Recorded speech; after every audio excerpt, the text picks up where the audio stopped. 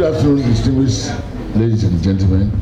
I will stand on the established protocol by the MC and welcome you all to this particular forum. The Institute is really glad to have today what we call rather a mammoth symposium regarding women participation in politics, issues of affirmative action, the advancement of women in all aspects of our national life, including parliaments, district assemblies, and public service generally. It is really a sad truism that Ghana is at a miserable rock bottom on the international table on women in legislatures, among other nations of the world. And if we are at a rock bottom, or very near it, not only with regard to the world at large, but Africa in particular. It is very interesting to please let us note that South Africa is number 10, Senegal is 19th, Ethiopia is above us, Peru is above us, Uganda is well above us,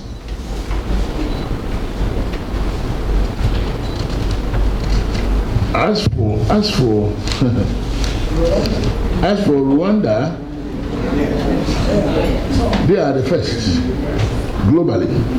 So it means it can be done by an African nation. Mali, Tunisia, Niger are all above us. Malawi is comfortably above us. Guinea, and so on and so forth. In fact, I will give to the media the ranking of women in parliament, source Inter-Parliamentary Union, open data, 1st July, that's very recent data, 2022. Just so that you will also want to interrogate the issue and remind Ghanaians that we are not doing well at all globally. And we cannot keep on not doing well in so many aspects of the global life and also call ourselves a proud nation. It is most unfortunate that in empowering these knowledgeable ladies, we got also our good friend Nana Oye Bampo Ado, formerly Nana Oye Little, but today she lost her uncle just today. So as we are talking, she's doing mortuary and things like that. May the uncle rest in perfect peace. Meanwhile, we shall go on with the work. And in fact, you will see that she has made a very beautiful balance, like we do here in Ghana. I want you to be mindful of the fact that Nanoye couldn't come at the last moment. She will have added to the discourse as well as other aspects of balancing the ticket in our national life. So, ladies and gentlemen, this is a very, very important matter to discuss. We are not doing well, but we want to do well, and we want to examine areas in which we can change this unfortunate rock bottom position of our beloved nation. So, distinguished ladies and gentlemen, I will leave it to the moderator now to introduce the leading presenter, and then the ladies here will make their comments, and we shall have other comments from the floor accordingly. Thank you very much. I didn't realize these mics are so heavy. All right, so good afternoon again. Right Honorable Professor Chair, distinguished members of the High Table, I stand on the protocols already mentioned.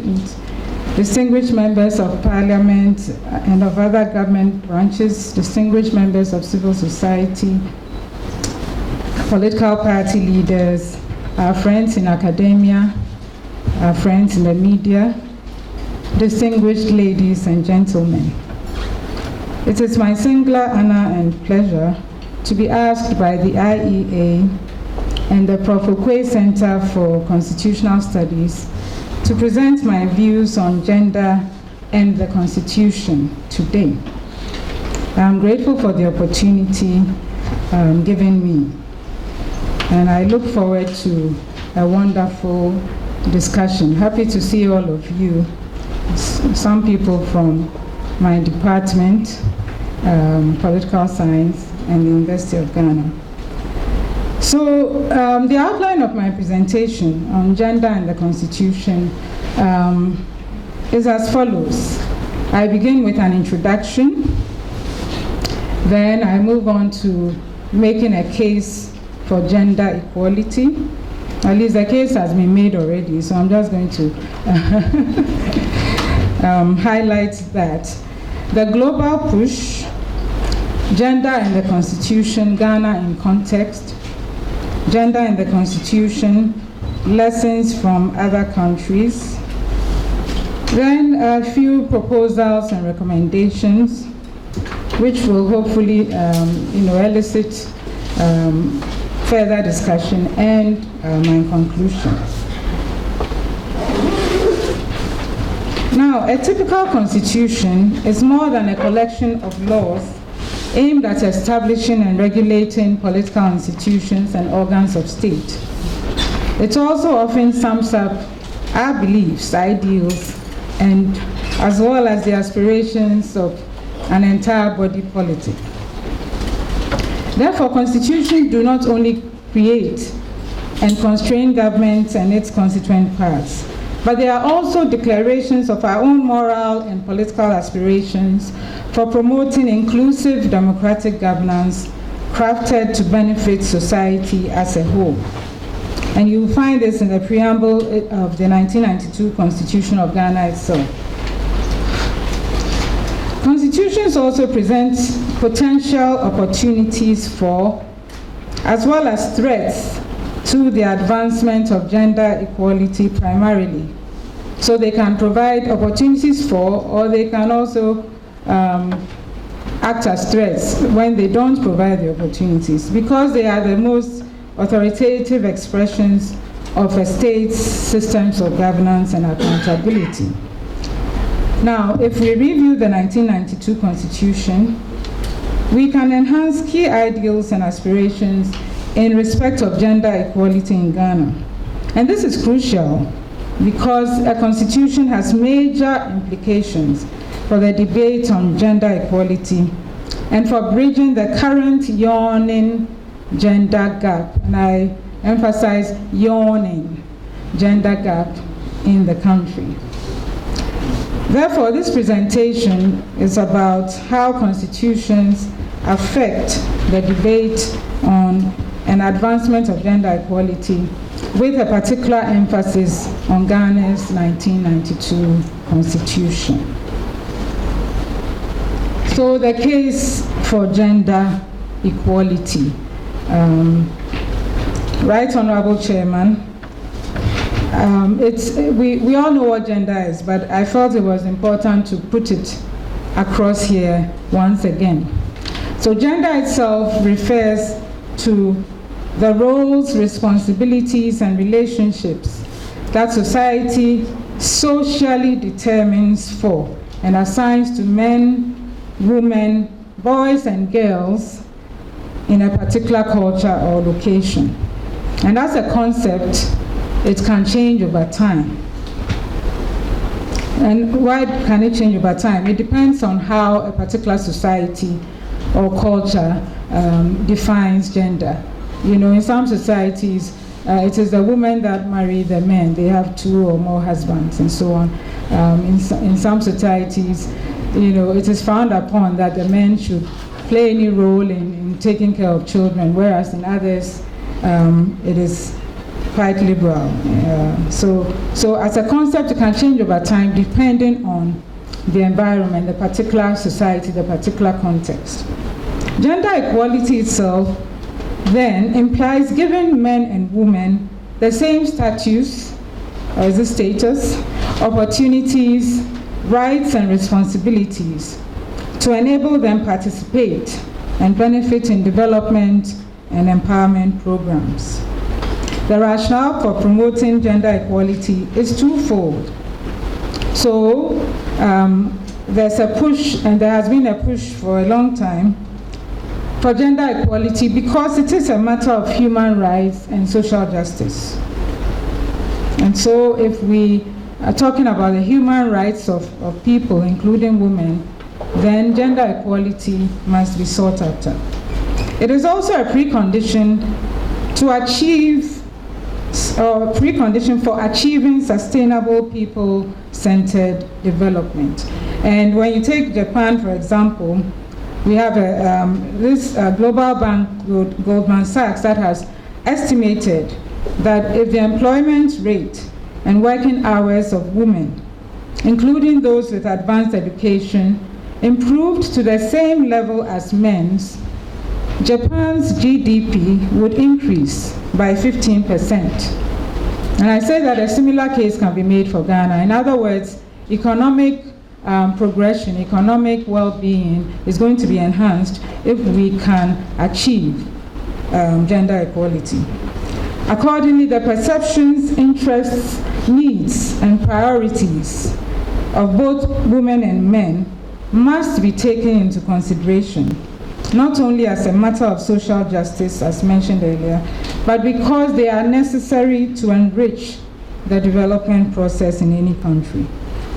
The call for gender equality is thus not merely a call for formal equality, but also for substantive equality.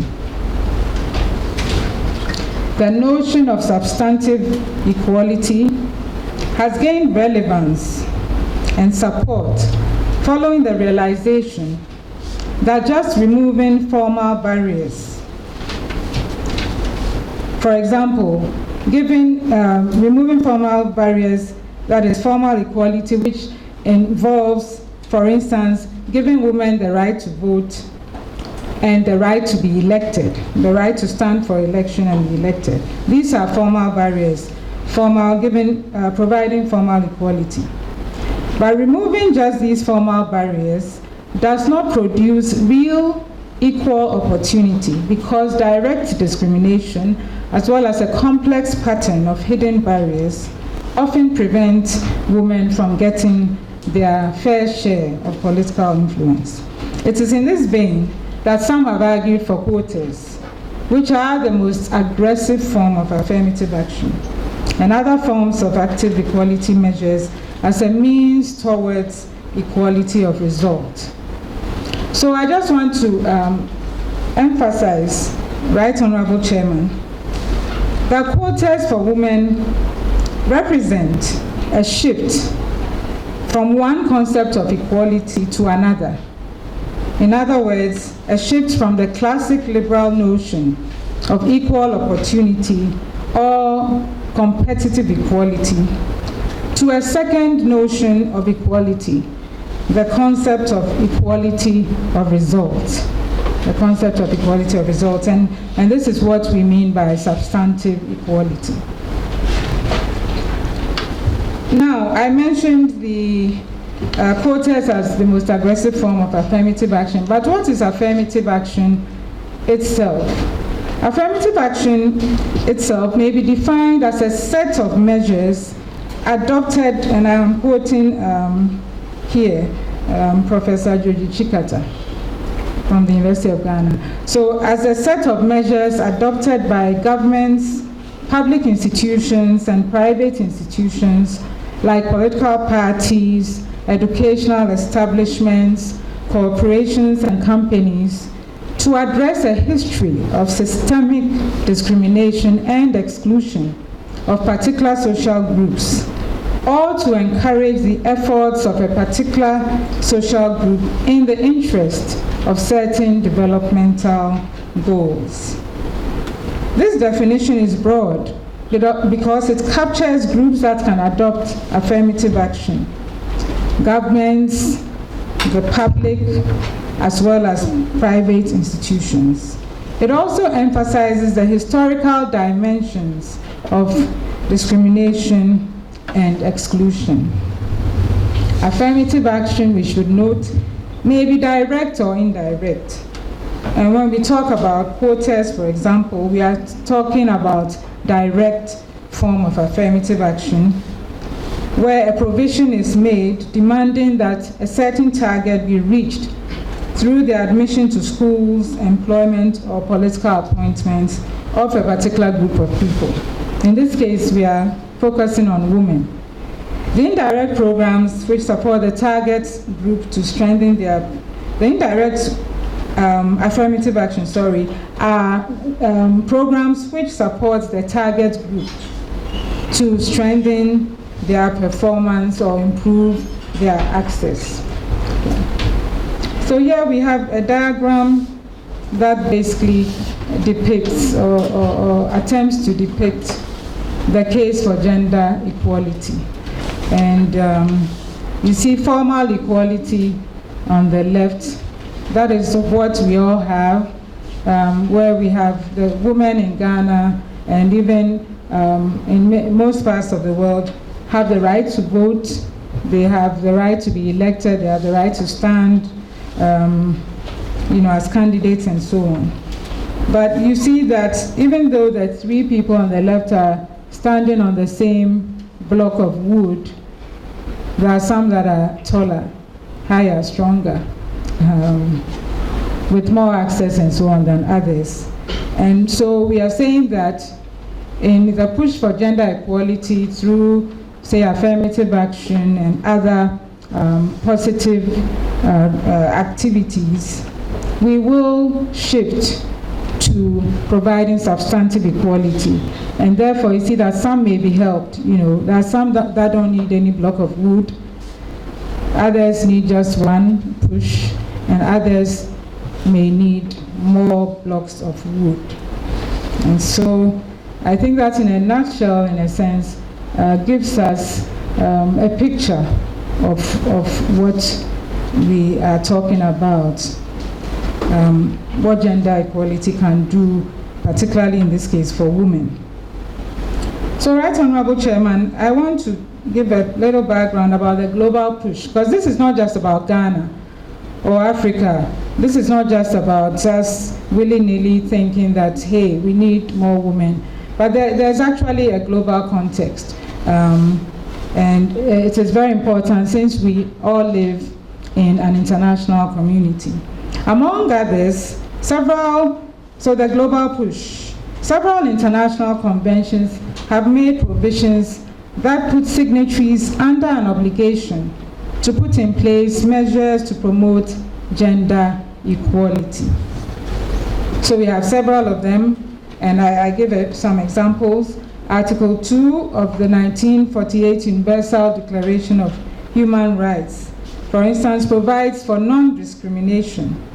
And Article 21 of that declaration grants the rights to everyone to take part in the government of their country or the governance of their country directly or through freely chosen representatives.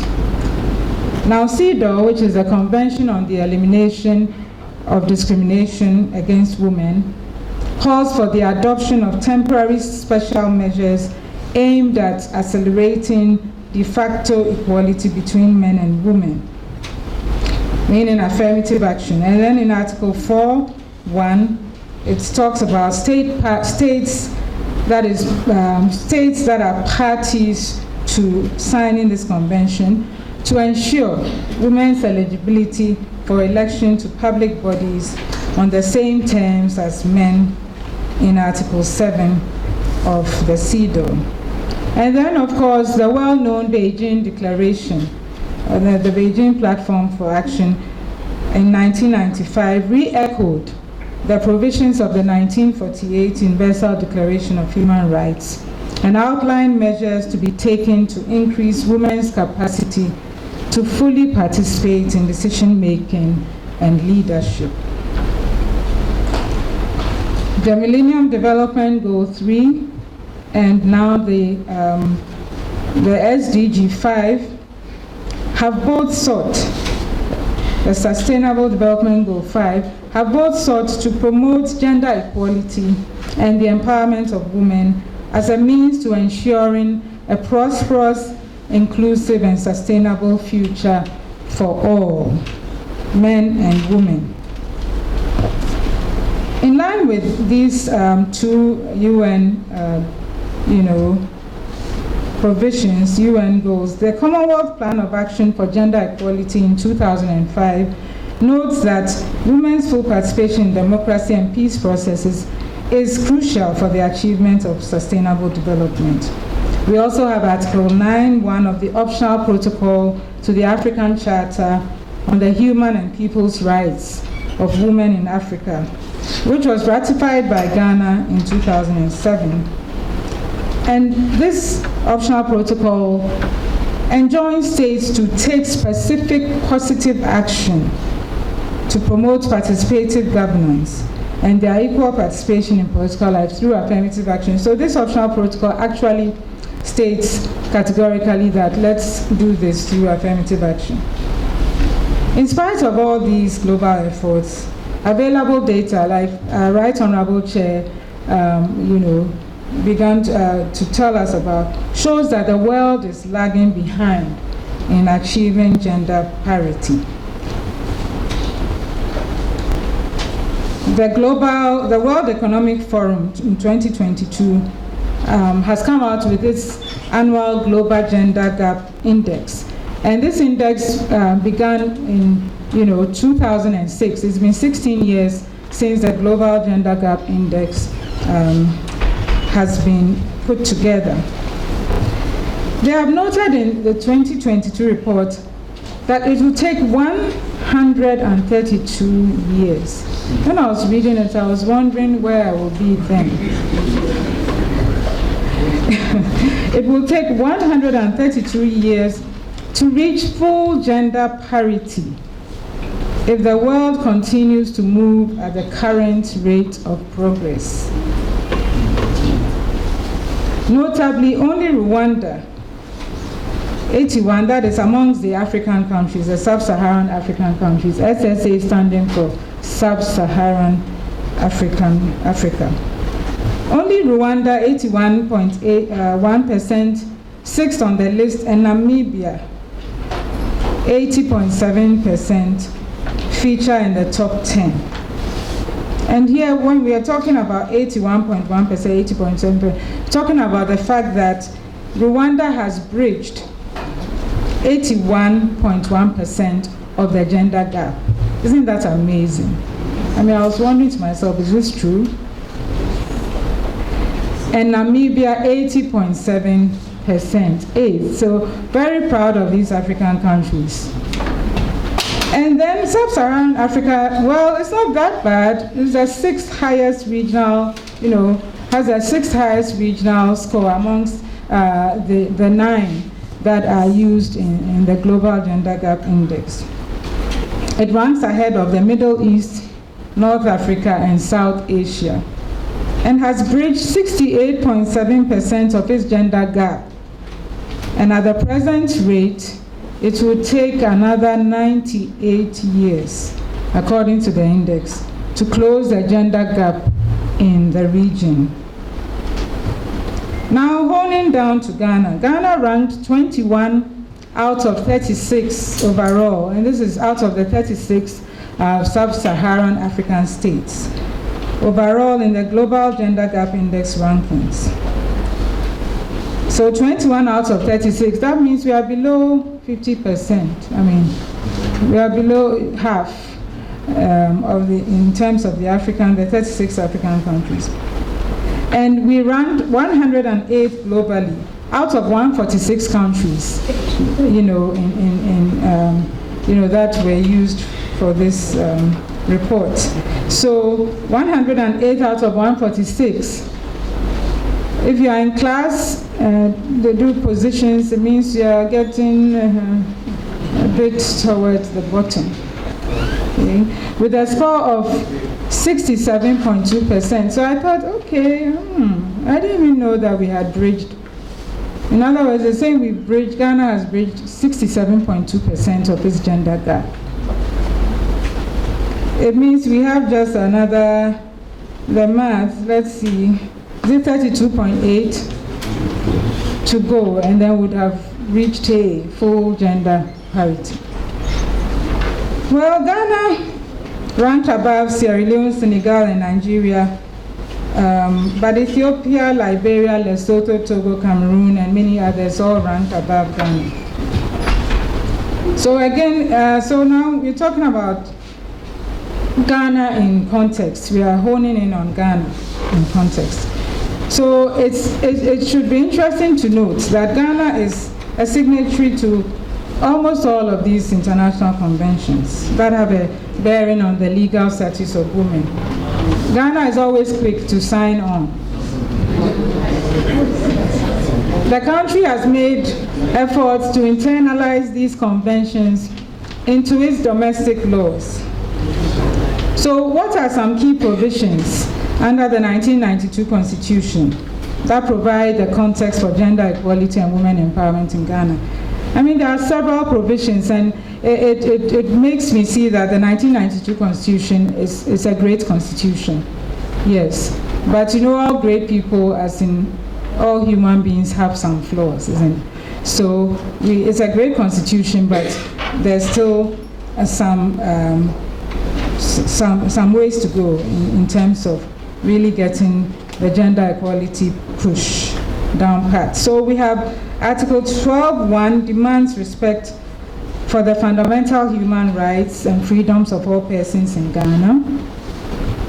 Article 12.2 guarantees that every person in Ghana, irrespective of race, place of origin, political opinion, color, religion, creed, or gender, shall be entitled to the fundamental human rights and freedoms of the individual, contained in Chapter 5 of the Constitution.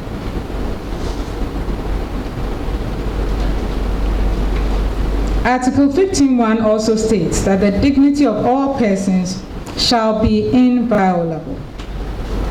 Article 17.1 guarantees the equality of all persons before the law. And Article 17.2 provides that no person shall be discriminated against on grounds of gender, race, color, ethnic origin, religion, creed, or even social or economic status.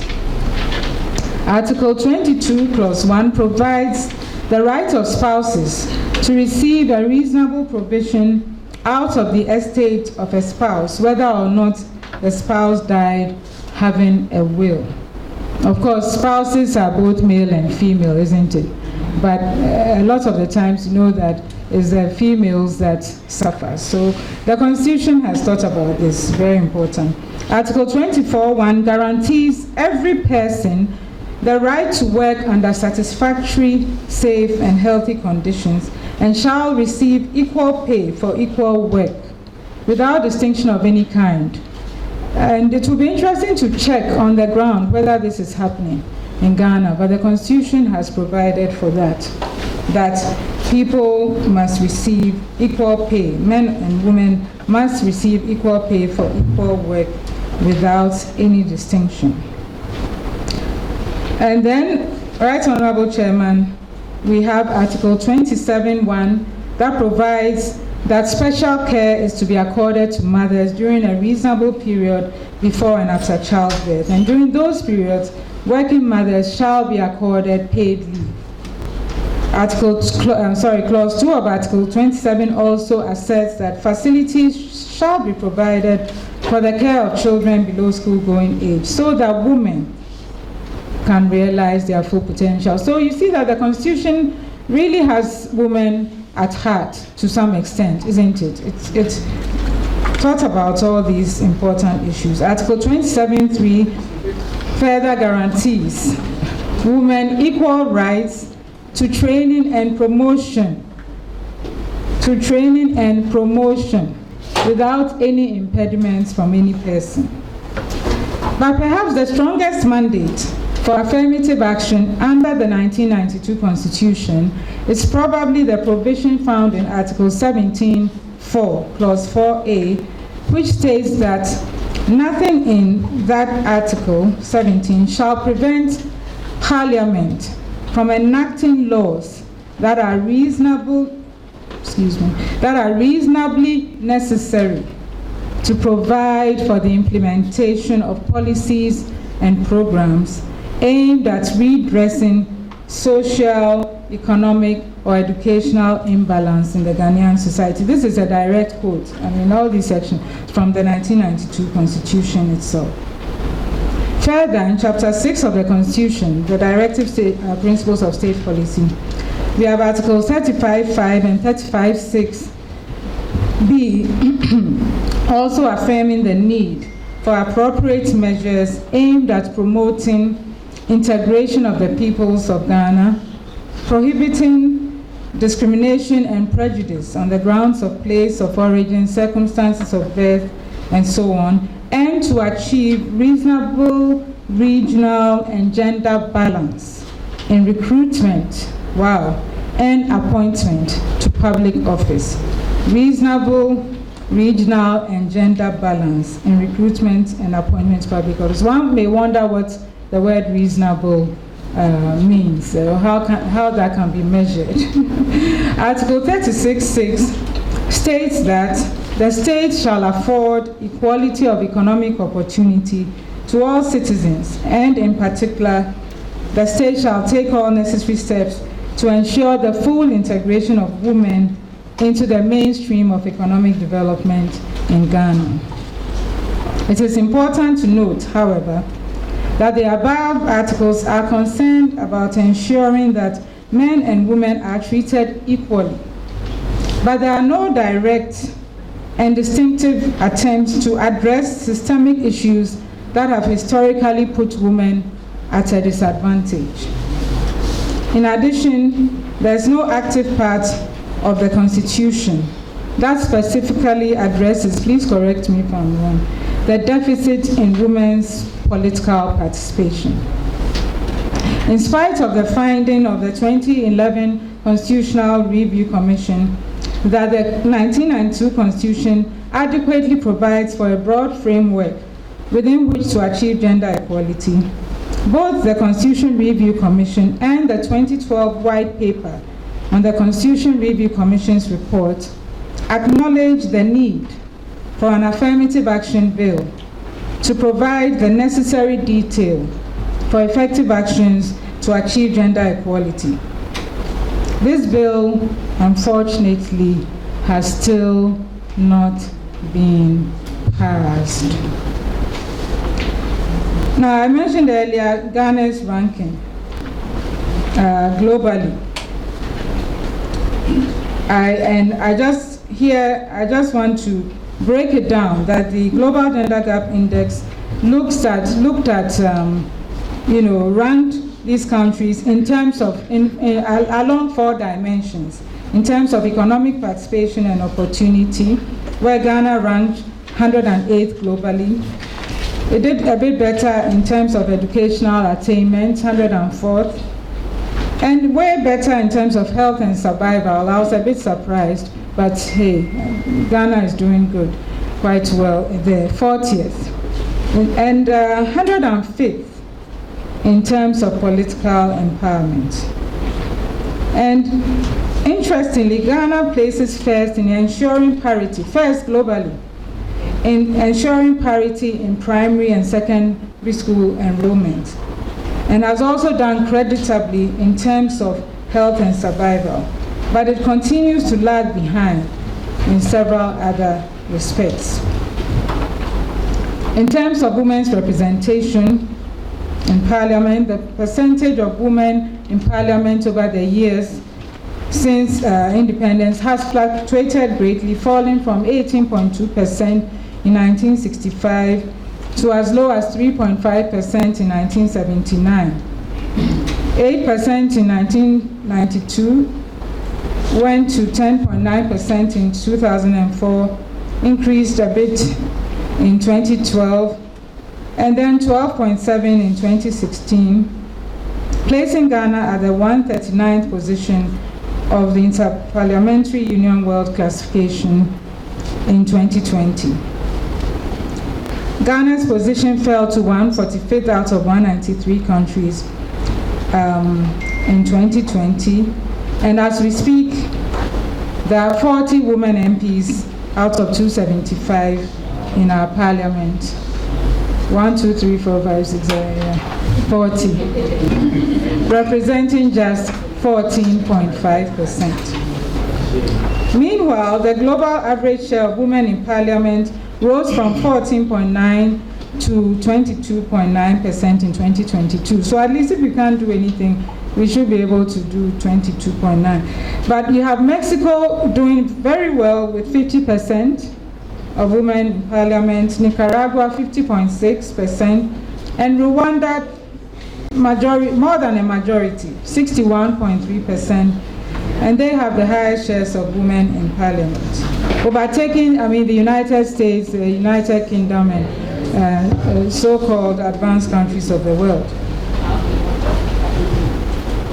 Even locally, we have the percentage of women elected to district assemblies and so on, 10% across the regions, even though women constitute more than 51%, about 51% of Ghana's population. What are other countries doing, particularly in Africa? Burundi, Kenya, Somalia, the United Republic of Tanzania, and Uganda have clear constitutional quotas for national parliaments. Among these countries, Burundi, Rwanda, and Tanzania call for 30% quotas for women in parliaments. The language used in these constitutions clearly spell out that women are the underrepresented group. Attempts at reparation are clearly seen in these constitutions. And not surprisingly, these countries are the top of the Global Gender Gap Index. They are in the top 10, I think, Rwanda, for example. Due to the above, they have improved greatly in their quest. They haven't achieved gender equality, but they have made some important strides. Other countries have at least modified their electoral laws to accommodate more women in public life. One example is Kenya. Kenya's new constitution of August 2010 stipulates that no more than 2/3 of any appointed or elected body can be of the same gender. And in an attempt to ensure further gender balance, it included a provision that each of Kenya's 47 counties elect a woman's representative. Thus, Kenya's constitution stipulates the use of gender-neutral quotas, so that, in other words, no gender, portion or part of gender, whether male or female, can get more than 2/3, of their number in any appointed or elected body.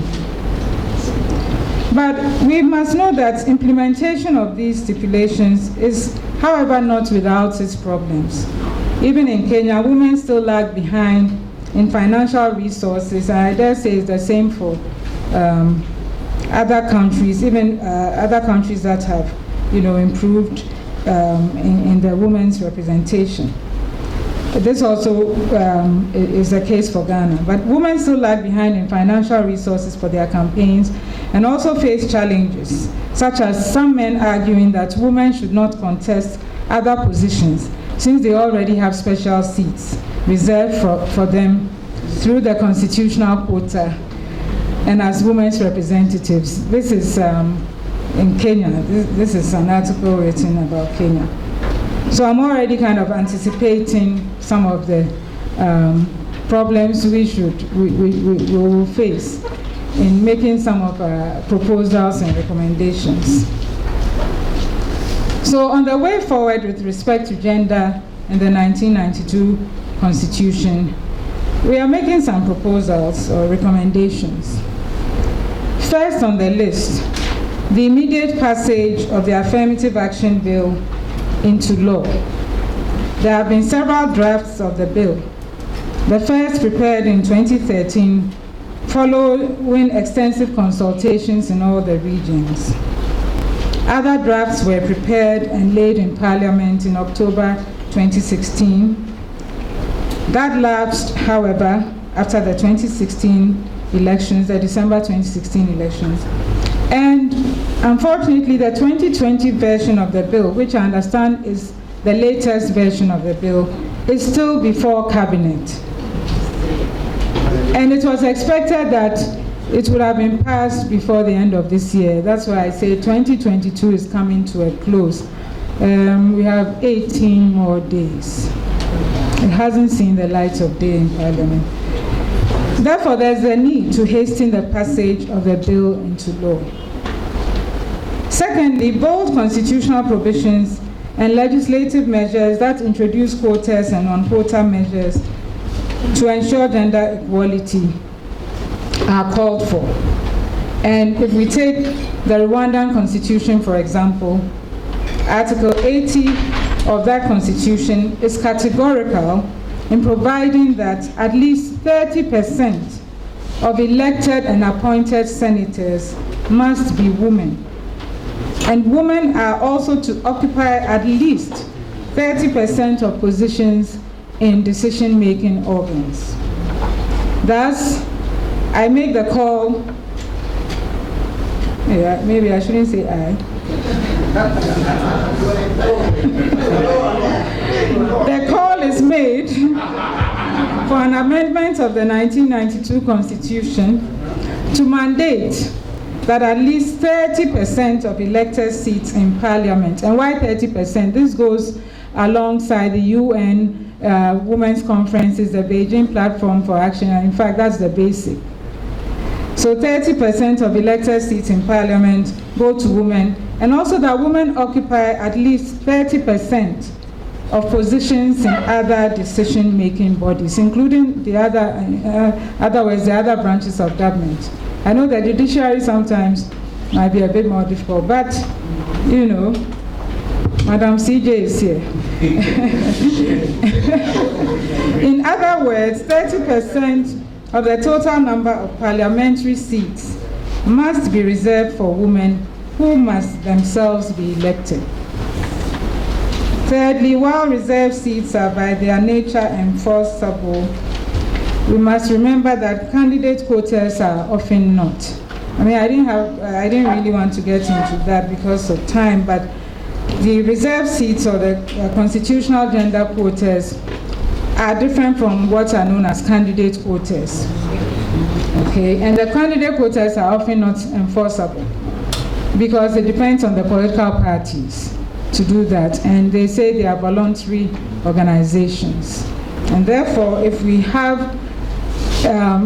stipulate that in the Constitution, when it is reviewed and amended, then political parties and everybody else will have to follow, because the Constitution is the highest law of the land.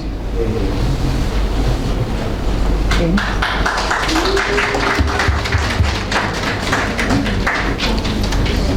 So, I don't know what happened here. Okay. Sanctions for compliance. Okay, so I don't have it on my paper here, but yes. So it's important. Let's see if I can read. Oh my, wow. All right, so okay. I think, oh, she's changed. Sorry about that. I guess I got excited when people were clapping. It is noteworthy, though, that gender quotas alone do not remove all barriers to women in politics.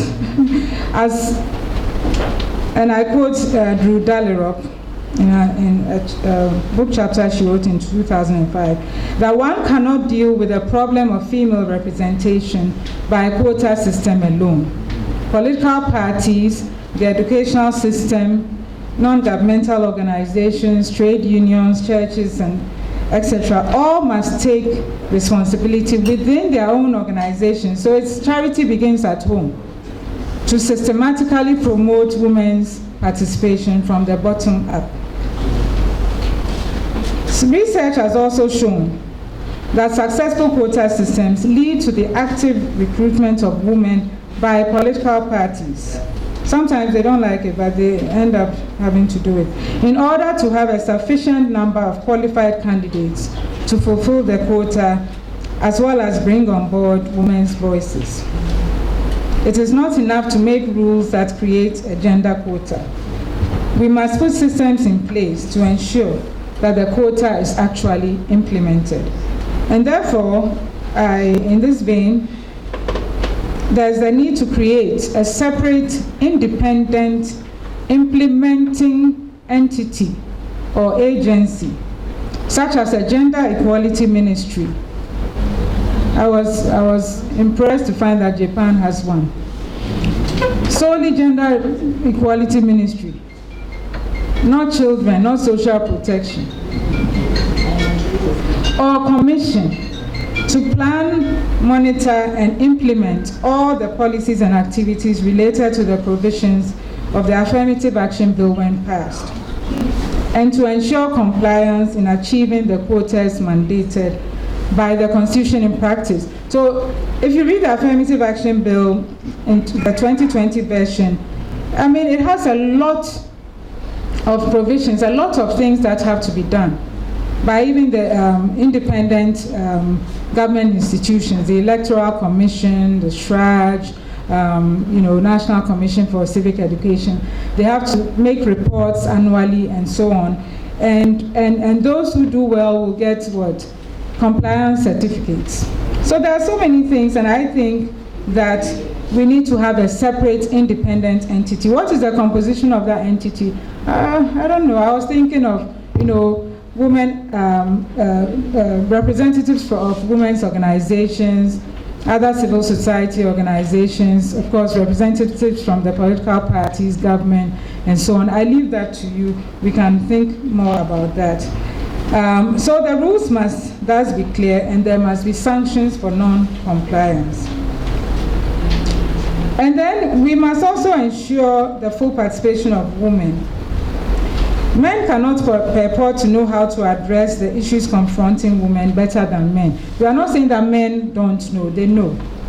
But they may not know better than women. So the men should be there, the women should be there. In fact, it should be a joint venture.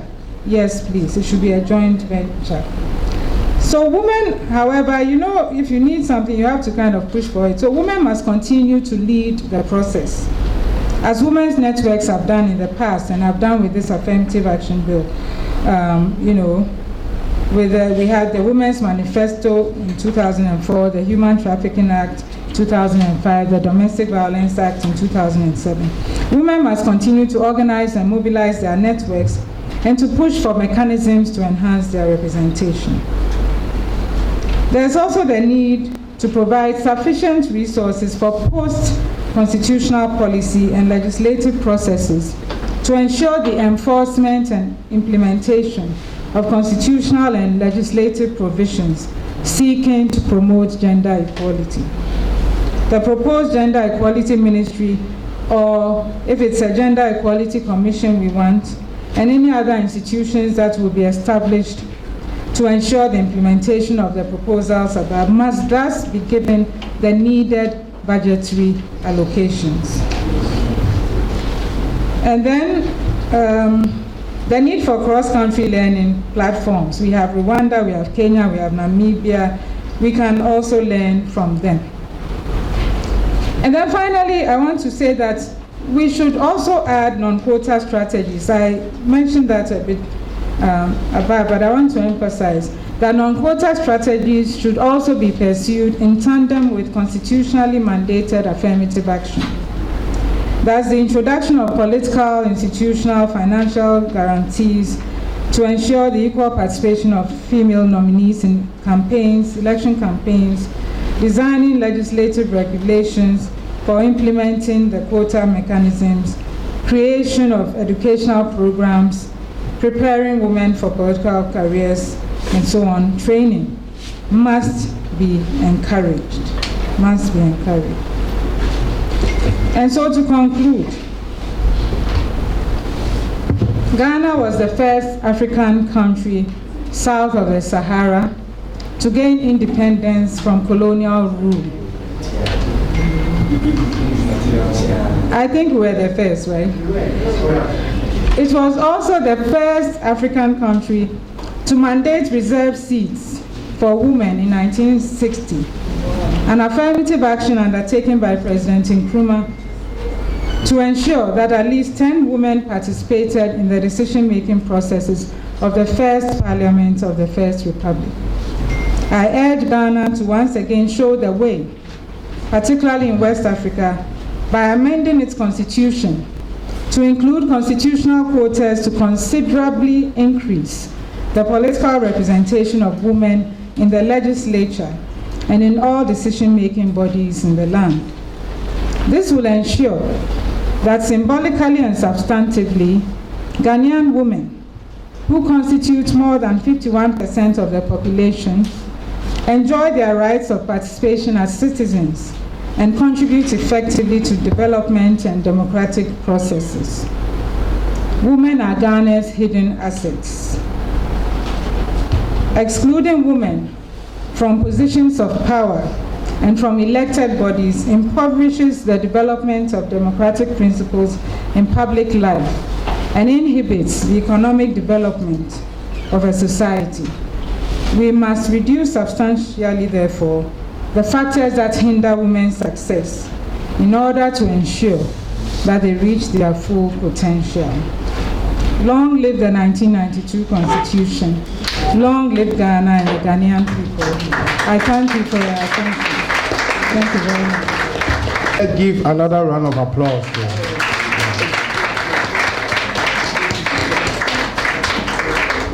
Thank you very much. I would like to acknowledge in our presence Honorable Cynthia Morrison, the MP for Agona West. Welcome.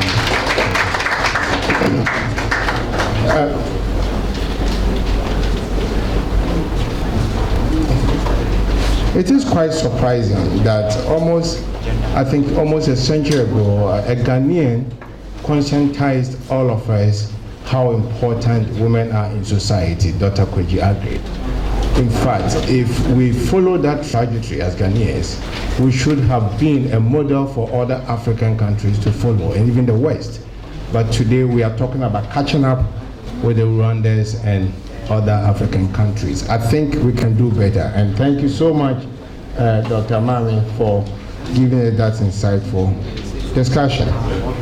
We have here at the high table a set of high-powered ladies who are going to serve as discussants, and I think it will be nice to start from my immediate right, to give us thank you.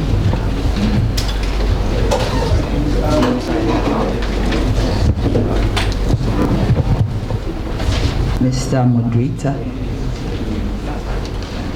and thanks to IEA and Rights Honorable Professor OQUAYE for this opportunity given to me and the Convention People's Party.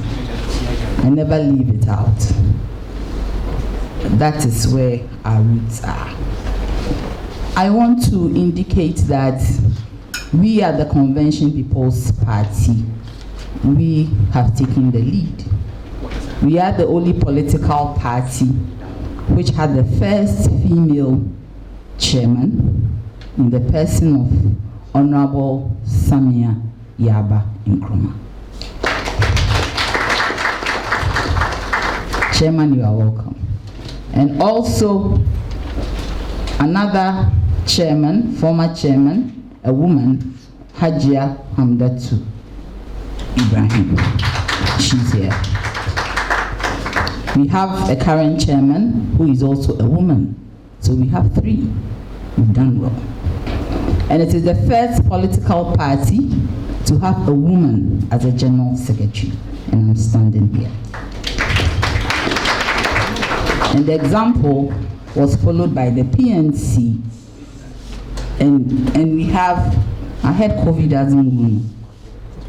These days I wear my mask, okay. And we have the PNC chairman, Miss Janet Nabila, who is a gender activist. You are general secretary, yes.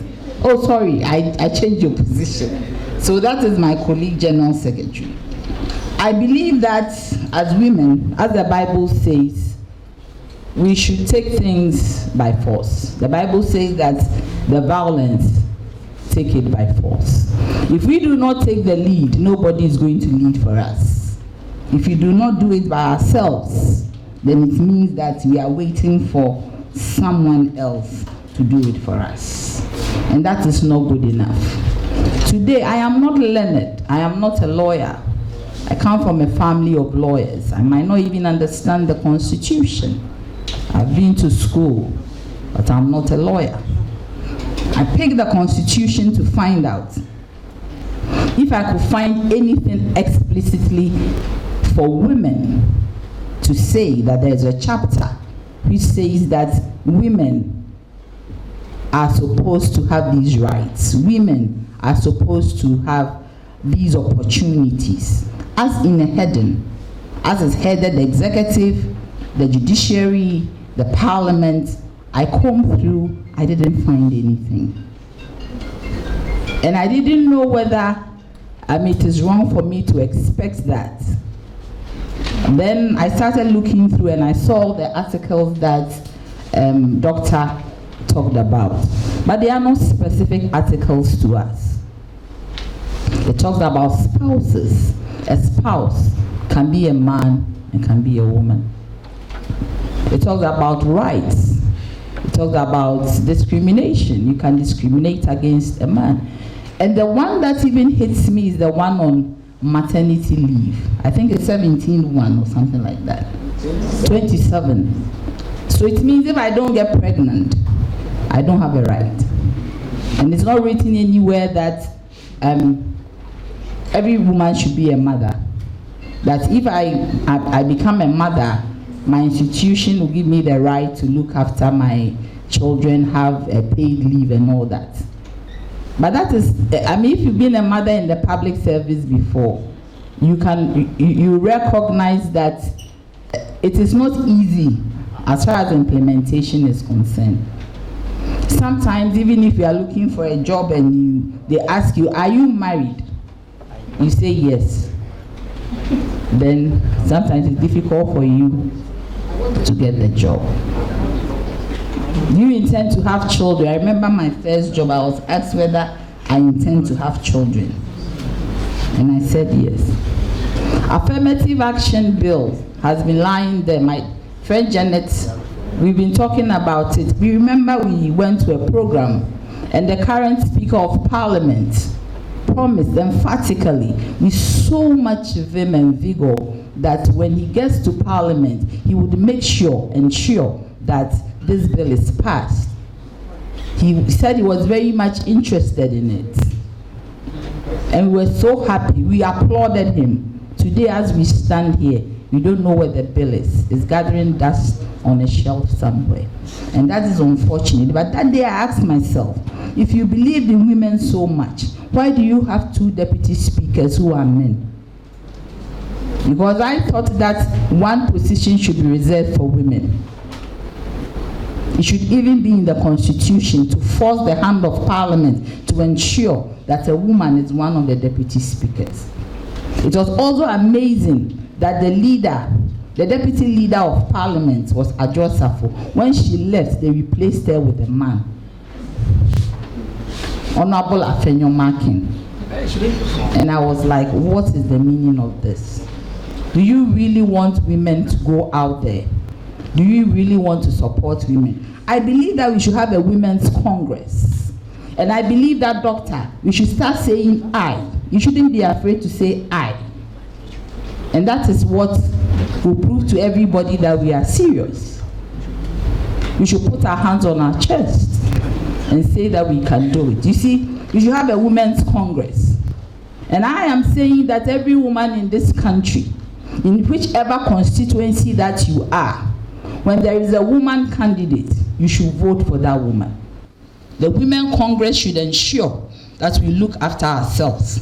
Because if we leave it as it is, we do not think that the men will look out for us. I celebrate every woman. I always don't look at the Parliament.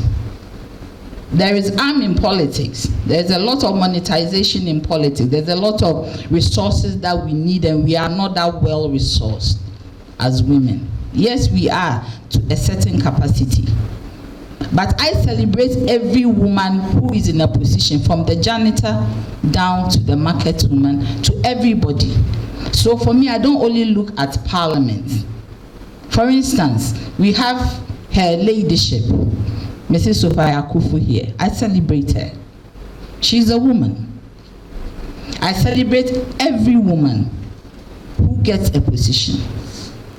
You see, the most unnerving one is what happens when there is a board appointment. Then you have a board of 9. The chairman is a man. Then they tell you that, oh, institutional representation, they put either TUC or somebody. Then they say, oh, gender equality, they put 1 woman in the midst of 9 men. But you know, normally what happens is that the women take over.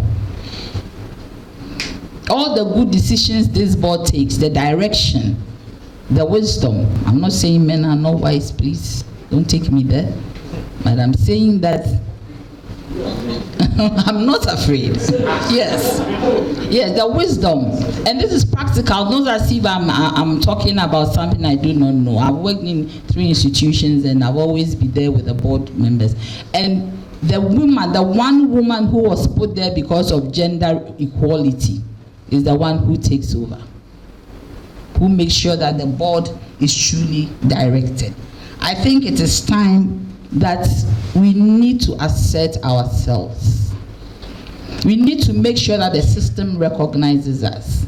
There should be some form of legislation. Quota system is something that I do agree. I do agree to it 100%. The Constitution, when amended, should make room for the quota system. A certain proportion of women should get into Parliament through the system. I am even going further to say that certain constituencies should be left for the women to compete. And I believe that when we have this Congress of Women, we will go with these women for them to win. Now we have 40 women in Parliament. And I don't see any one of them in leadership except one, I think, Deputy Chief Whip. The men have taken it all. They tell us that, oh, they are with us and that they want us to go forward. But the point is that we are forward already, we are out there. We have to go back into the Bible and see what God said. When God stood there, I can reckon looking at him standing there in that garden and looking at Adam and saying that this one cannot be alone. He needs a helpmeet. He needs a woman to meet him at the end of his needs. So without us, the world does not go round. Without us, the world does not go round. So there's the need for us to look at our Constitution and even provide a whole chapter on what we want. And this one, we do not think that the women should leave it in the hands of the men to draft. Today I'm proposing a women's congress. Yes, we have all manner of women's groups, but the women's congress will be a congress of all women in this country pushing for our interest. And when the Constitution is amended, and if it is amended, there is the need for us to make input and for us to call and push, not rhetoric, not writing of papers. There have been so much rhetoric, so much going to Beijing conference. I remember when Beijing came up, I was a little girl, I was wondering what this Beijing was. I remember those days they said Beijing conference. I said, what is Beijing? Well, what are they going to do there? But with all this, we are still where we are today. And it is good that today, Right Honorable Professor OQUAYE has found it relevant and important that we look at the Constitution, we review it, and include the rights of women, not shrouded under spouse, not shrouded under discrimination, not shrouded under rights, but truly to say, this is for the women. Thank you very much.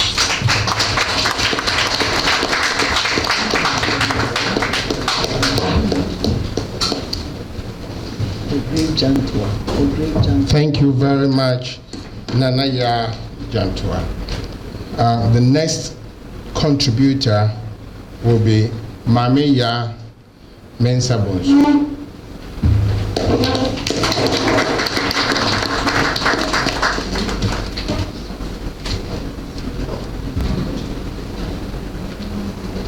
Thank you. So, height disadvantage, I'm not sure.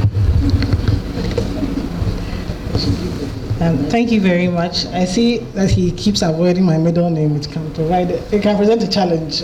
My name is Mami Yecha Mensabunsu. Since he didn't say anything about me, Prof, please allow me to say I'm a lecturer at the University of Ghana School of Law, and I'm also a senior associate at Ashon Benjamin and Associates. So I wear, as many women do, multiple hats, career-wise, and in other places as well. I'm, as a lawyer, as a teacher, I'm also a mother of a child with special needs. And so a lot of my submissions will be representing women who are like me, who, even in discourses about women, we are left out. So my first point, so again, and sorry before I start, thank you to IEA for organizing this, and thank you, Professor Michael OQUAYE, for this invitation to speak. And Dr. Mamji Jando, who was part of the team that interviewed me. I'm happy to meet you in person, and thank you for your presentation. So one of the points that I picked from the presentation was on the articles that you mentioned, Article 22, 27, 29. Now, apart from what our previous speaker, Madam Janto, talked about, women not being specifically provided for under a special chapter, even where we were provided for, we have limitations. Now, on the plus side, while she mentioned spouses could be men and women, the case law has shown us that generally women are the ones who have come for distribution of marital property. It's usually women who need that provision. And so it has done quite a significant bit. And I have to say that before this came in, the judiciary was doing its best to work within its parameters to provide for women. But the Constitution certainly gave that extra protection that we require. So, the names like Stevie Mensah and Gladys Mensah, those key cases that are always cited, came about primarily because we could rely on the Constitution.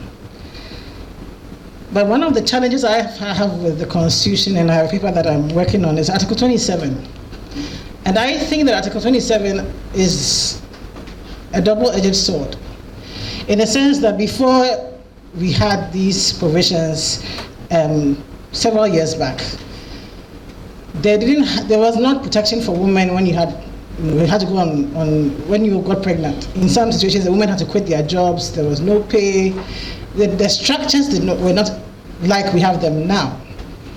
But Article 27, as has been pointed out, is also very limited. So it speaks about women in one context and one context only, in our mothering capacity. But mothers, even if we were to assume, without admitting that it were true, that women are mothers, there are different kinds of mothers. There are women who are mothers by a biological function, using their biological function, and then there are women who are mothers because they adopt, so by affinity. But you don't, even if you adopt, you're not captured here, because the idea is that you are going on maternity leave because of the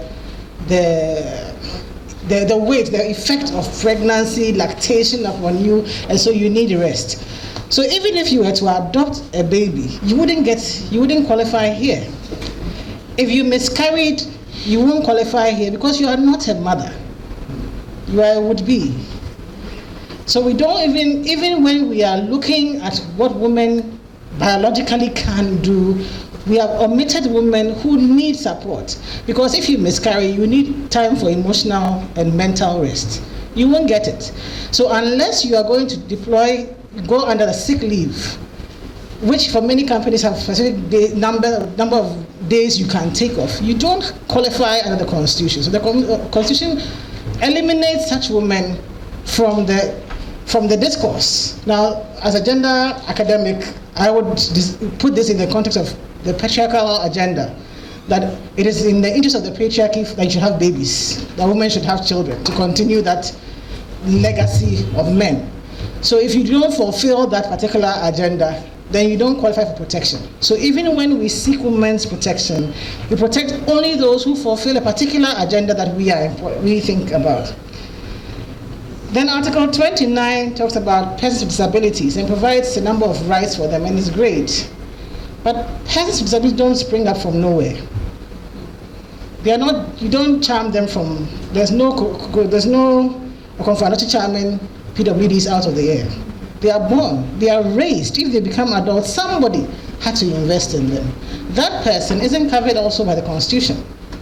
And the research, the data tells us that it is mostly women who have to deal with children with disabilities, because men in Ghana have perfect sperm, so usually it's the woman who has to bear the burden.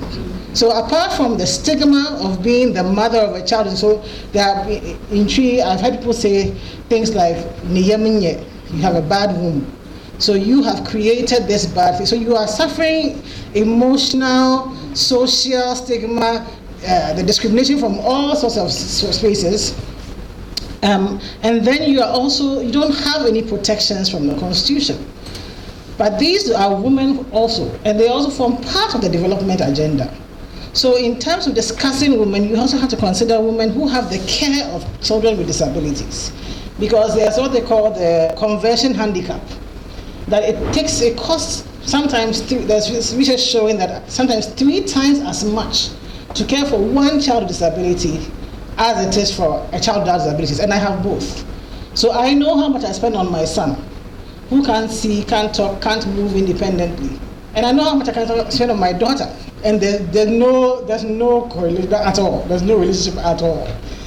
So one is the cost of 3 children for me. And I'm a single mother, which is also unfortunately a key part, one of the features of the women with children with disabilities. We tend to become single mothers. So there's a lot of gaps that even the Constitution did not consider for women like me. And so my place in academia is to push people like me, so that when you are talking about in the Women's Congress, please remember us. Because participation in political life is harder for women like me. Dr. Jackie talked about financial challenges of campaigning. Well, if you consider what I've just said about the cost of maintaining my son, I will not compete in politics. I don't have the money. Where is it? I can barely afford physiotherapy. I can barely afford occupational therapy. We have to do speech therapy. We have to do this therapy. All of these things mount up as costs.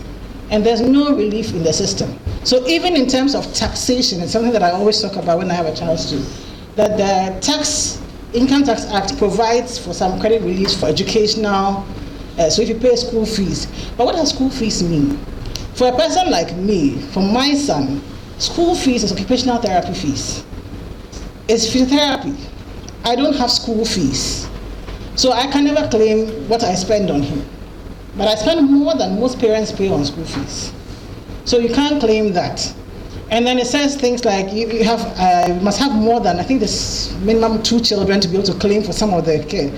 So if I have 1 child, as I did for 4 years, then I couldn't claim anything I spent on him for those 4 years. But that's a whole election period. That's a whole governance system. I can't pay for anything. I can't get anything back there. So there are huge financial implications for women who have the care of children with disabilities that must be factored into considerations about women's rights. And then we mentioned, so the interesting thing is that the only time we really see parents of children with disabilities is when we are punishing us. So even in the PWD Act, the Person with Disability Act 2006, Act 715, the only time I came across parents was a punishment for if you don't take your child to school on account of their disability, then you have a fine and even, I think, 10 days imprisonment or something like that. Now, if we had the money, would we not take our children? So if you are not helping me, you are punishing me also for having the child with disabilities. So it would then not come as a surprise when you are hearing people killing their children with disabilities, because it happens. They don't have choices in the way that other women have choices. So we should think about these as well. And then we mentioned quotas and the challenge with quotas. Now, it's helpful, but it's a top-down approach, and it's great because it should exist so that we can aspire to that, so that we can look at the governance levels. But how many women will you get to fill that quota? Is always the excuse that men give when they can't find a woman who was qualified. Well, they couldn't find a woman that was qualified. So we have to find a way to bridge that from the bottom. And that is in our education. The higher up you go, the fewer women you will find in education. So we might, as she pointed out, primary, secondary education, we are great. As you go higher, you start seeing the women dropping out. University, you have undergraduate level, generally you find a lot of women matching almost the men. Higher up, and the women, you start seeing less. It's also the same in corporate world management. The higher up you go, the fewer the women you find in the boardroom. So we have to consider how do we push the women from the bottom, because they must meet their quotas, they must find the women. Otherwise, you'll be casting your nets in the sea all night and find no fish. And then, sometimes women are the problems themselves. Sometimes we are the ones that have patriarchal thoughts so ingrained in us that we stop other women. So the Constitution can do what it does, but we have to deal with it as a social matter also. And we talked about the Domestic Violence Act. Professor Kosia Dumako Ampofu has a paper on that, on how it came into being. And she actually chronicles that at the time it was met with a lot of resistance. And there was even, the interesting thing is that it was met with resistance by the then gender minister, who was the one cautioning restraint in bringing in Western ideals of independence, particularly when it came to marital rape. But that was such a controversial point that it was the minister who should have been pushing that agenda, who was holding them back and cautioning them about bringing in Western ideals that will sit ill at ease with our own social. So I asked myself, does it mean then that we think traditionally that there cannot be, that forced sex is fine once they are married? Is that what our traditional setup means, such as we say we are importing Western ideals? And so we have to think about the people who actually work in the governmental spaces, because the Constitution is only worth the paper it is on if you won't implement it. And so the people who are implementing also have to be considered in this discussion. And then my final point is on women leading the battle. I completely agree. However, we tend to do this and exclude men. I'm actually very impressed by the number of men I see here, because usually you go to women, gender issues, it becomes a women's issue, and you won't find men there. You will find some sympathetic men, the few that we hold up as symbols of support, but you will not find it as a national agenda where men are involved in the conversation. But men in this country are required by law to marry women. So there's no situation in which you will not find a man sitting there with a woman. And therefore we have to, while we lead the battle, you have to understand that we will not, maybe the reason why we haven't gone as far, Madam Jantua, is that we are leaving the men out of the conversation. And so we have to think about creating, the dangers of creating what Charles Worth calls human rights ghettos. That when you sometimes segregate the issues too much, you find it being labeled a massum. And so it's just a woman's matter, but it's actually impunto asem. This is a developmental matter. So we have to find a way to communicate that line of thinking so that we have male allies who are supporting the charge and who in some cases are leading the charge. Because again, the domestic violence bill, why did it get so much opposition? Marital rape, who stands to benefit from it not being passed? It was a man. So you have, and it is on record that the male parliamentarians were opposed to it on the grounds that we will now be using their conjugal rights. Now people will be women will be getting weapons and now depriving them of, and now the law will be. And that is how, so if you look at the DV Act now, Section 4 of the DV Act is so watered down because the DV Act was supposed to have created marital rape as an offense. But because of the opposition, it has a watered down, something that nothing can be justified on the grounds of consent, something something very light, diluted like that. You won't even realize it's dealing with marital rape unless you are taught to see that.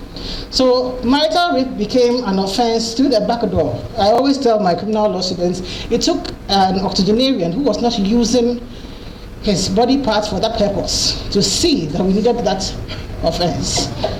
And so he dropped the provision, the allowing consent permanently when you are married. He dropped that when he was doing the statute review commissioning project. So we owe our thanks to VCRSC Crab of blessed memory that when he was no longer using his parts, he saw the need. But as long as you have men who are using their body parts for that purpose, you will find opposition.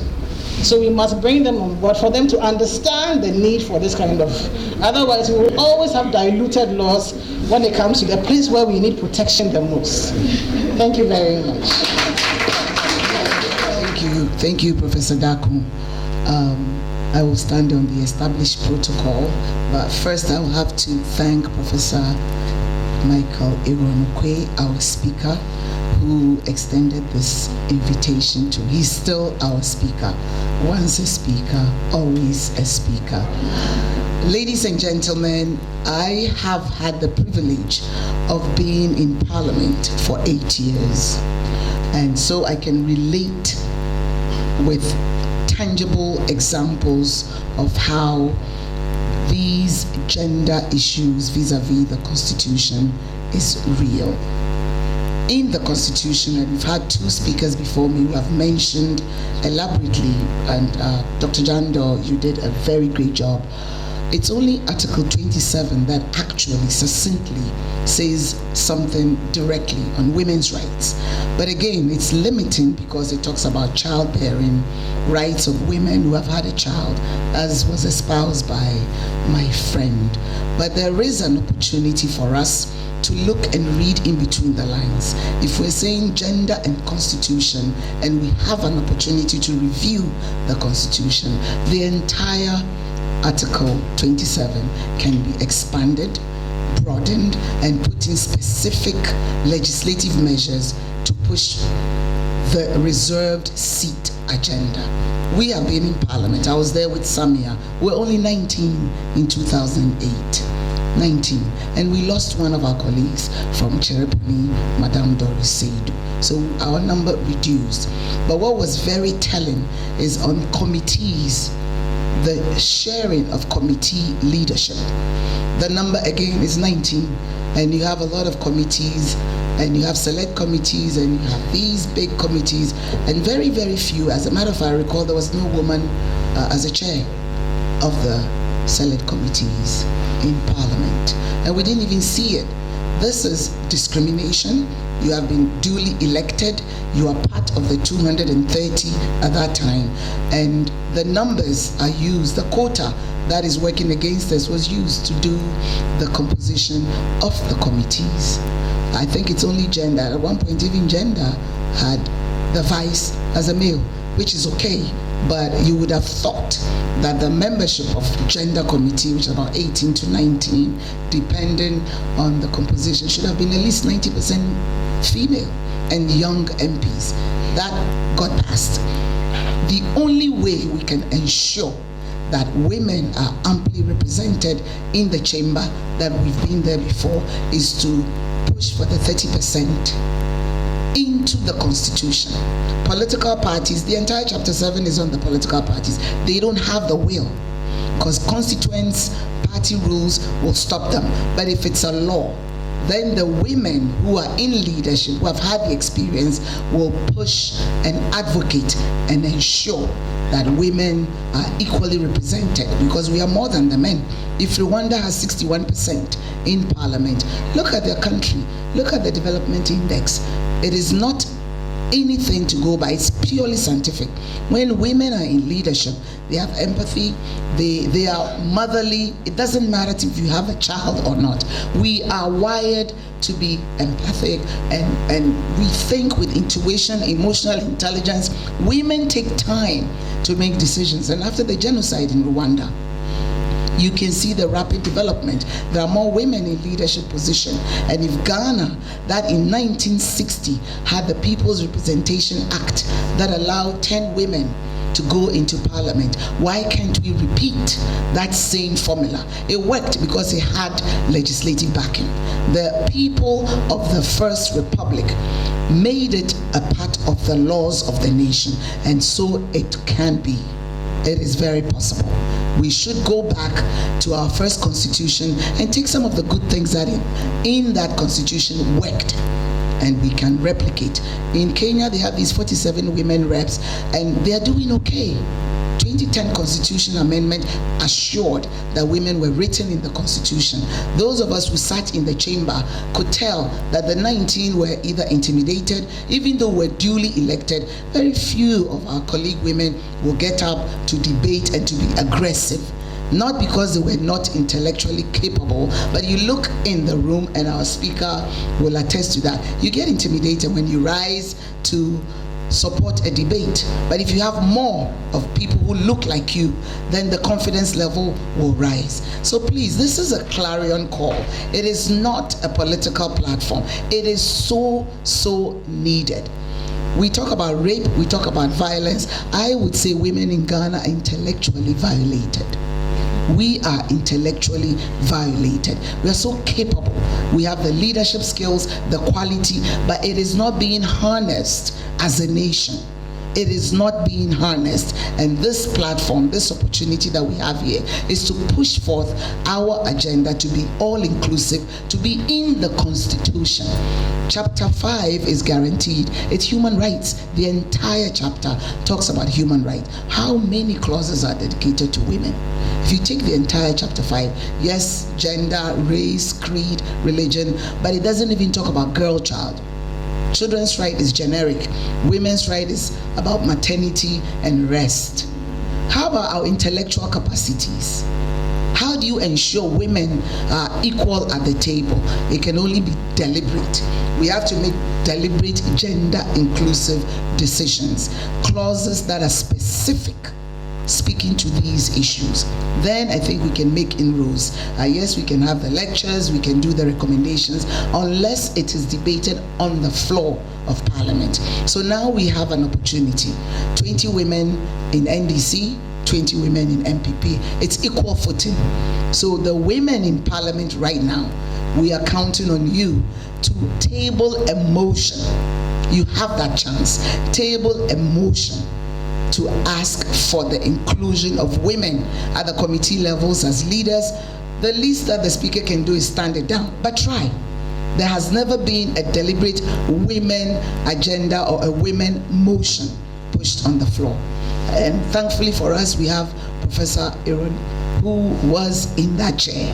If we push it, we will have support. And if you speak to civil society, former Chief Justice, other women of Valor who have been through, who have done leadership and understand the dynamics, I think we can get support. There are a few things I wrote down as recommendations because we have had the chance. I have contested election 4 times. In 2008, I won. In 2012, I lost. And you had church members, family, who came in and said, oh, don't try this again. This is too difficult. It's too... 2016, I contested and I won. In 2020, I contested and I lost. If you are a draftsman, what do you think 2024 holds for me? I am contesting again and I will win. And that is the kind of spirit we need to imbibe in our younger women who need mentors. Her leadership, Madame Sophia, my wish list is for you to have 100 young women to be just like you. Thank you. Push them to be just like you. My sister Samia, we were in the class of 208, and I asked her, are you coming back? She said, definitely. And this is the spirit we need. Our party leadership, secretaries of political parties, leaders of political parties, to make a deliberate effort to encourage more women to contest. We need more women to contest. Yes, there are women out here. 30 million people make up the population. It's even more. Those of us who were not counted, I was not counted, so you can imagine. There are more people. We can find 100 qualified women to be pushed into the political arena and to partake in decision making that will help our developmental agenda. First recommendation, Prof. Let's push the ceiling. We shouldn't be afraid to increase the number of seats in parliament. Uganda did it. They put in their constitution. Let's go up to 300, and the 25 coming up should be exclusively preserved for women. Let me say, hey, let's hear you. Support it. The clap is a bit low. We should push for 25 extra seats. And of course, the men will come up with the usual excuses. There's no money. It's a bit too much. The economy. If you are 25 extra women joining the bandwagon, yes, the economy will improve. Guess what? Because you can have a finance minister who's a female. We go to the market, we know how to manage, and we know what to do. So add more women to parliament. Imagine if you have 300 seats and 100 is solely dedicated to women.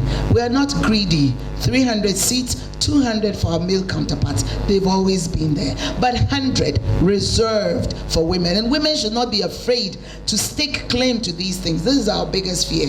Oh, they will laugh at us. Oh, they will say we are. No, it is not tokenism. It is our right. We are half of this nation and even more. So we demand to have 100 seats reserved for women. And if we can go back and reenact the People's Representation Act, I feel strongly that that can help our cause. The second recommendation, political parties, they did well in 2012. They waived the fees, 50% for women candidates. Eliminate the fees. If you want more women to contest, waive the fees entirely. So women who have the capacity, who have the wherewithal, and who have the passion, but money being an impediment, can easily enter the foray. 50% is still a barrier to certain key women in certain parts of Ghana, and they will not be able to contest. So increase to 300, waive the fees for every potential female candidate, whether at district level, parliamentary level, presidential level, whatever level, waive the fee. Make that bold statement as a nation, and we can look back to 1960 and even feel prouder. Third and final, financial resources. It is always a problem for female aspiring for leadership positions to get support. There are all kinds of intricacies going out there to seek financial support. Things do happen. If you are not strong, if you are not religious, then favors may be asked, and those with integrity and religious fear of the good Lord will just back out. When people are asking for dinner before you are supported, you just stay home. Financial support for female candidates will just be the game changer. In other jurisdictions, it is done. So let's increase the numbers. Let's waive the fees, and let's make a deliberate budget to support females who have gone through the parliamentary primaries or whatever threshold that they have to reach to do the national elections. Give them financial support, and you'll be amazed how enriched our discourse will be in parliament and in the nation. I thank you.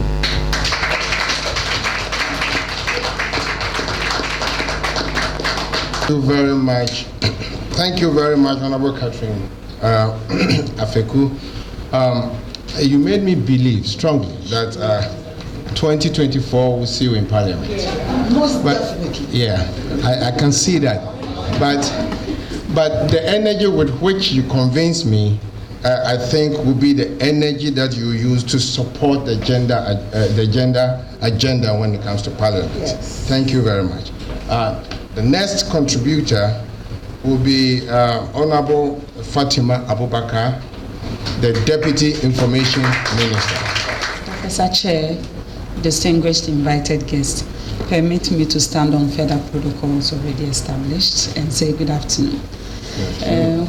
While sitting there, I said my thoughts are consistent with what have already been expressed, but I just wanted to use this opportunity to thank Prof and the IEA for this very important, to thank Prof and the IEA for creating this platform for this very important conversation, and also to thank Dr. Jachiando for that insightful presentation. But I took time to look through all the parameters that Doc listed, and from education to health to everything else. You realize that when it comes to decision making and representation, that is where we fared worse. That was the least of our performance. So I wanted to use this opportunity to state my position or make some proposals that I believe would assist in helping us increase representation of women in Parliament and also in governance in general. First of all, I must say that Article 94 of the 1992 Constitution is consistent with Article 7 of CEDAW, which provides the level playing field for both men and women. But to look back, you can say that for 30 years, using formal ways to help us achieve affirmative action has not worked, if we wanted to state it that way. So it is very important that we stick to a more aggressive approach by looking at how best we can use the quota system to up the numbers, if ever we have to increase the number of seats that we have in Parliament. And I believe if we want to adopt the quota system in a way that will work, we shouldn't just say that this country has this numbers and we don't, and that countries have that numbers, because their population dynamics and the variables that are present in their circumstance may not be the same as what we have in Ghana. But what has primarily been the challenge for women in politics, especially those who want to put themselves forward to contest to occupy public office, has to do with two key variables, which are monetization of politics and also socialization. I believe over the years, as we increase the number of Ghanaians who have formal education and who have the opportunity to travel and have certain exposures in terms of perception as to what women's role should be, it's changing. And at least for my cohort, I have not met any of my colleagues at school or at workplace who believe I am inferior because I am a woman. So the issue of socialization over the years with education is curing itself in a way, if I should put it that way. But it comes down to engaging women who are contesting or who have contested public office before. And they say we just can't afford it. Because even with the elimination or reduction of filing fees, which I must commend political parties for, and nomination fees, that constitutes less than 1% of the kind of war chest that you need to build to contest elections in Ghana. It is just not right that funding of political parties and public elections are not regulated, not from the legislative point of view or even from our conscience. Because if anybody can carry a bag of money and enter a constituency and thus throw it about, and people say he has capacity because he is holding the cash, and therefore the person, irrespective of their qualification, should go and sit in Parliament, I think it is not right on our conscience. So if the necessary steps can be put in place to make sure that space is regulated, I believe that in itself would really help us increase the number of women in Parliament in particular. Also, the quota system, there are some people who have put forth some arguments that if you say we should have a quota system, look at the kind of parliament we have today. You may have a president who may not have the numbers in Parliament and say, because I am allowed to appoint, bring some other individuals just to show up his numbers, his or her numbers, and get all the bills or documents through Parliament. But there is a cure. We can have a hybrid system whereby we use the candidates' quotas for political parties, and where they fail to deliver in terms of after the elections, if the political parties are unable to deliver the 30%, then we should make room for appointments, either by a commission or the president. Even with the appointments, there can be an accompanying CI that will tease out what qualifies a woman, or that what makes someone eligible for such appointment into parliament. If it has to do with representative capacity from all these CSOs, public institutions or recognized associations in the country, or some specific qualifications that we think will help with our lawmaking process, I think it will be a step in the right direction. So in conclusion, I just want to thank the IEA for this very important exercise. I hope that I'll have the benefits of documents and look at it again, because it was so rich that I believe any young woman in politics should take the time to really learn about some of these substantive issues, so that we can contribute positively towards building our country. Thank you so much. Fatimatu Abubakar. As I introduced earlier, we have in our midst Honorable Cynthia Morrison, the MP for Aguna West, who happened to be our former Minister Designate for Gender, Children and Social Protection. So I would like at this time to invite her to give us a word of truth. Still are in the good afternoon. Protocol duly observed. Mr. Speaker, my Chief Justice, have to.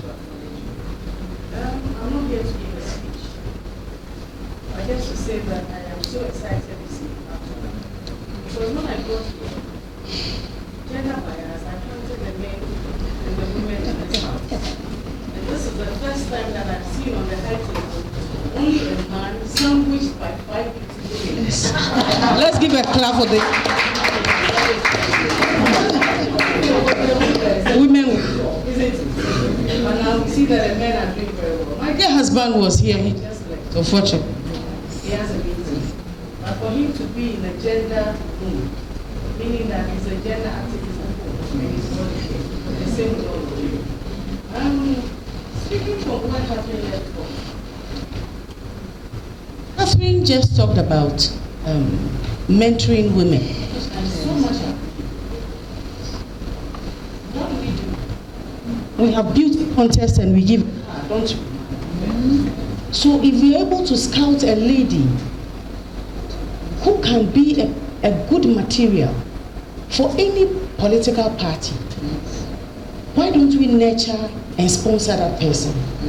Sitting there, that was what I was thinking about. Nana spoke, and I was so thrilled.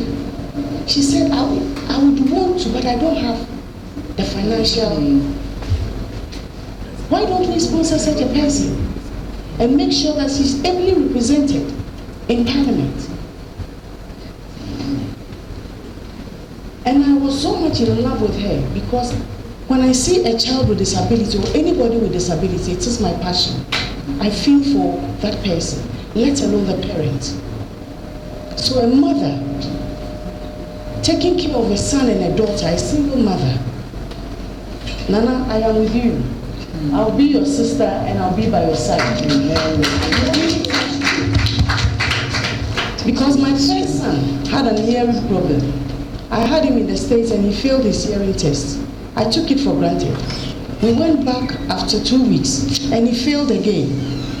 I didn't know what it was, so I thought it was normal. We came to Ghana, I didn't tell the father. I told him after the outdooring. Unfortunately, he's left. And after everything, he was like, and so what does that mean? I said he failed his hearing test, so we consulted the doctor. And he's like, you need to see a doctor. And from the tone, I was praying, so I just left it as such. We went to every doctor in Ghana. And they couldn't do anything about it. I run my own school, I take my son to school. The teachers are like, Junior bluffs too much. When you call him, he wouldn't even respond. You would play the rattle behind him, he wouldn't even turn. But when you stand in front of him, he will smile. And I prayed in my heart I couldn't tell anybody. We prayed and prayed and prayed. 1 year on, in Ghana, I went to every ENT specialist, and there was nothing they could do. And anywhere you go, they will tell you they can only do it in the States. And I didn't tell them I was coming from the States with him. Then 1 year on, I take him back. We went to the hospital. It was cold, I remember, in March. Then the doctor said he has infection in the ear, we don't know what to do. From the hospital home, nobody could tell what I went through. I cried on the streets with my son, and I said, this boy would hear. I put my hands in his ears every day, and I sing this song. The report of the Lord says you are healed. The report of the Lord says you would hear. I came home, I told my husband, this is what they said. We prayed and prayed. One day, Junior was watching the television. He said, Mommy, did you call me? Junior is in Ashasi now doing engineering. He came here to the glory of God. So anytime I see a mother go through that, I know what it feels to go through that. And I would pray with you. If God wants to heal me, he will. If he doesn't want to, we'll support him. So let's all support people with disability. That is all I'm going to say. Let's support people with disability. I'm not here to do politics. I'm here for us all to see mothers and fathers as such. And the men will run and leave the women. But women have a big heart, will carry the children and make sure that for as long as the child lives with us, God will see us through. Thank you.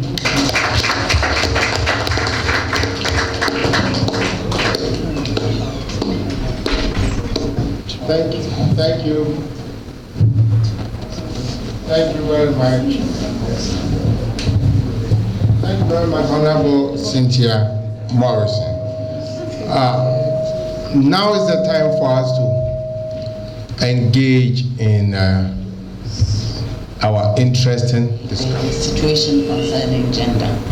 And indeed, there's no doubt that in our constitution, and which I still think, despite the circumstances of it coming about, is, and in fact, because of the circumstances surrounding its creation, we are a very blessed nation to have a constitution like this, and it's tided us over for all this period.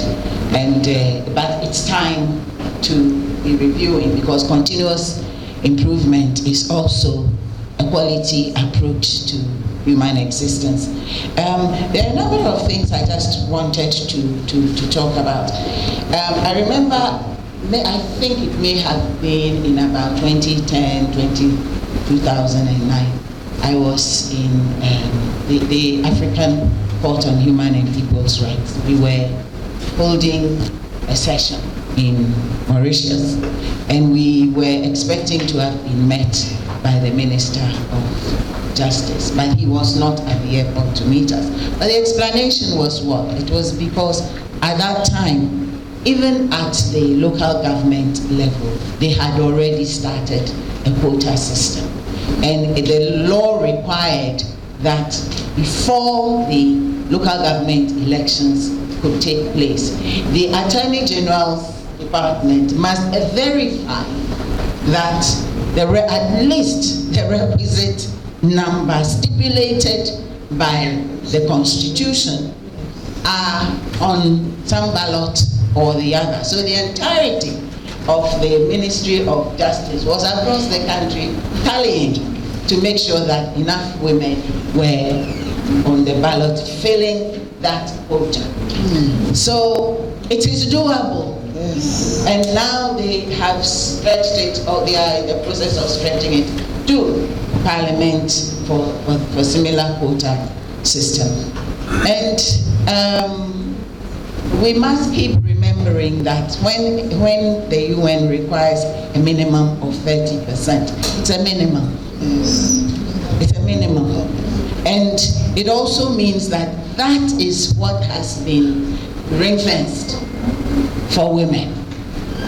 Beyond that, what is left, that one is free for all. And women should be able to compete for those seats with the men. And that's how it works in Uganda. And they've had it for quite a while, and it has worked very well for them. And Tanzania has worked so well for them, they now have a woman whilst we're not going to be copying word for word what other people are doing, there's nothing that should stop us from looking at best practices in other places. We really should seriously study what they got right in Namibia and Rwanda. And when you do best practice sort of survey, that's when you end up with the best of all possible worlds. And if once upon a time we were ahead, we can jump ahead too. That one is called accelerated lesson. After you've fallen behind, the Lord can also accelerate you if you're willing to be accelerated. So I'm very excited by today's the program. Now, the other thing I want to also just mention is that once again, Kenya, their Judicial Service Commission, in the Constitution, the Constitution sets up the Judicial Service Commission, and it requires that the chairperson and vice chairperson of the commission shall not be of the same gender. So that this thing of man, all over in one token woman, you do away with it. At least if you're going to have a token woman, she is going to be either the chair or the vice chair. Yes, and it is also stipulated in the Constitution that among other things, the Judicial Service Commission in its work must be guided by the promotion of gender equality. These are all, sort of breadcrumbs, but guiding lines which have been put in place in other places, and we can now also put in better provisions in place. And then on the strength of such constitutional provisions, then begin to craft the substantive laws that will give reality to these formal pointers. Because the Constitution gives you the framework, and then you put flesh on it with the enactments. And then, having enacted, you enforce. And we have Ghana, we are replete with all kinds of very, very useful legislation and regulations and CIs and LIs and you name it. And yet, when the streets are dirty, it's like municipalities don't know what to do. They know what to do. The laws are there. They just don't want to go to court to enforce. The courts are there to do their work. So, upon that note, I had a lot of other things to say, but other people should also speak. But these reforms in our Constitution are very important. I've said it here. I've said it here before. I'm saying it again. Article 78 of our Constitution. It indirectly, secretly, is against women. Why am I saying so?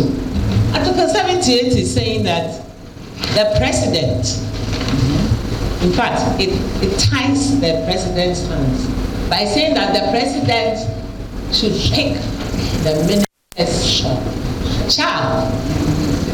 Majority of the ministers from parliament.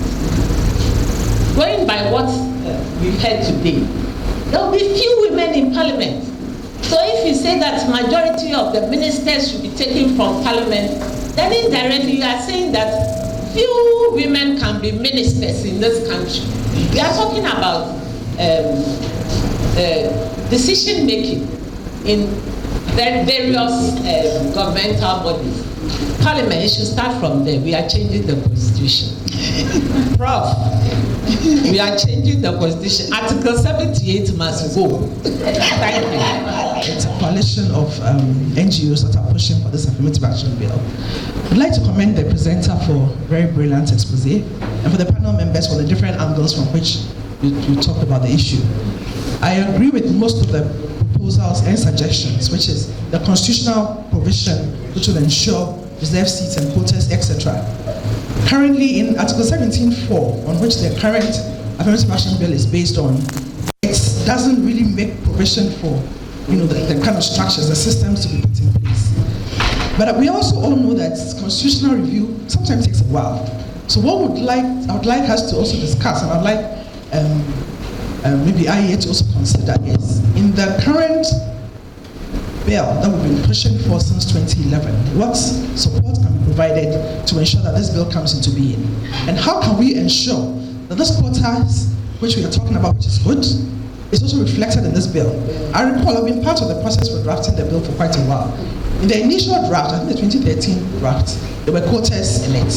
The very first meeting we met some members of parliament, they pushed and said they didn't want to see that in, because we thought that in the areas where some political parties are, what do they call them? The soft areas. Safe seats. Yes, there could be places where there could be seats, etc. They didn't want to see that. So for me, one of the things which is lacking in the bill as it is the kind of what you put in it to ensure that we have a quota system. I know there's this whole bill also is also based on meeting the Sustainable Development Goals by the year 2030, where we'll have 50%. Yes, so we start off with 30, but it was made very clear from the onset that by the year 2030, we should have reached parity, which is what the SDG 5 recommends. How do we ensure that we get there? So as much as I'm very happy about this whole constitutional thing, because if the constitutional provision was there, this work would have been very easy. It's not there. It will take a while for the constitutional review process to reach its end. So what can we do to ensure that this current legislation that we've been struggling with, we can all join forces to ensure that it comes into being? Thank you very much. Thank you very much. First and foremost, I think that the women over here, you shouldn't fear for the fact that you are wiser than men. I'm a man, I'm telling you, it's the wisdom, all the wisdom that we have comes from your womb. So there's nothing in the world that does not come from the womb woman. And that is how God has created it. You see, I normally talk about the dogma. You see, there's that dogma that we normally think that women are subservient to men. That is not how God created it. When God realized that he has made mistakes in creating men, then he perfected that in women. It's a fact, it's another level. I'm saying that as a man. You see, and it's a fact. That dogma, maybe because of time, I will not be able to elaborate that. And it's not political, it's a fact. It's a statement that I really want the woman to have it at the back of your mind. Never look down on yourself as a woman. You see, men, we are weaker. And that is why we tend to use our strength when we lose in reasoning with women. Because that is how God has created us. I don't want to go deeper. So by religion, women are far, far better than men. I would also want to add this thing. Yes, no, the conclusion, my conclusion. In Parliament, this is a preamble. My suggestion is that in order to increase the number of women in Parliament, just as we are asking the executive to reduce the number and the size, I'm also of the view that we need to reduce Parliament. And for that matter, the seats of Parliament should be reduced back to the 230 that we had, and we should have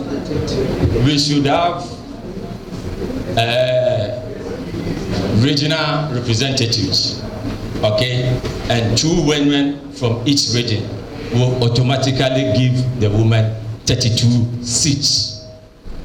And I also believe that, because I also think that women are wiser, I don't normally buy into that idea of just doing a lot of things as if women are inferior to men.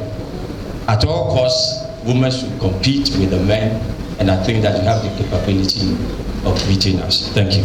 Thank you. Broadcast journalist with GH1 TV, currently media relations officer at the National Cathedral Secretariat. And I do do some work with Honorable Fatima, the Ministry of Information as well. Some time back, when I used to be a reporter while with Honorable Afiku at the Marine Drive site, she made a comment that Ajwa, you should be in Parliament sometime to come. And my male counterparts in our local parlance, a couple of them said, Ajwa, and she did put them in their places, all right. But in just opposing what Mr. Jantwa just said, maybe it should be tackled from our roots, our upbringing, where women are not trained to be timid and to have this perception that our place is in the kitchen. Quite often, even in some marriages, we will hear, and I'm sure maybe within our friendships and our families, we'll see that some women get some positions, maybe even outside of their jurisdiction, and because of their family and their status as mothers and wives, their husbands might not allow them to take the position. But on the other side, the women are always sacrificing their positions for the men to take on higher positions wherever they have to go to, and they end up moving with them.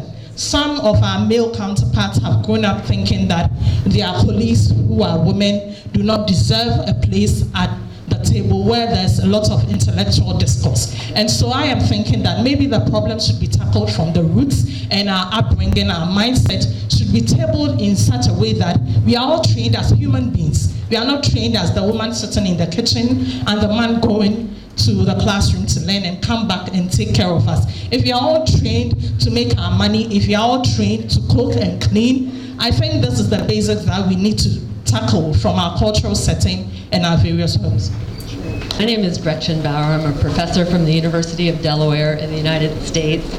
And I've been working in and on Ghana for about 10 years on this very subject of women in parliament and women in cabinet. I work together with Professor Akosua Darkwa at the University of Ghana, and we have a number of co-authored publications which I would be happy to share. So I just wanted to comment quickly on some of the things that have been said here today. And the first one I would like to say is that why talk about 30%? The trend is gender parity, okay? Senegal and Tunisia both have gender parity laws now, 50% women and 50% men in parliament. Across Africa, there are 6 or 7 countries that have had gender parity cabinets. And that whole question of the cabinet is very important. And it's the president who appoints ministers, right? And even with that stipulation from Article 76, it would also be possible here in Ghana. So I would urge everybody to think in terms of gender parity. I would also like to say the qualified women are there. There is no question about that. They are all over the place here in Ghana and every other African country. So the issue is not, you know, even if you were to implement some quotas, that you're not going to have sufficiently qualified women. And in fact, there's a very rich literature on all of this across Africa, and it shows that, you know, oftentimes the women are more qualified than the men, okay? The other thing, to refer back to a comment that was just made about the role of political parties, okay? The role of political parties is enormously important. Political parties are referred to as the gatekeepers, okay? Political parties are the ones that are supposed to recruit and select candidates. That is their job, okay? And in Ghana, one of the issues that hasn't come up at all today is the problem is the electoral system that you have, okay? It's the same one we have in the United States. It's the same one that all the basically former British colonies in Africa have. The first past the post single member district system, right? It's much more difficult. It's called the woman unfriendly electoral system, much more difficult than the proportional representation system that you'll find in a lot of the former Francophone countries. In those countries, it's much easier to add a quota.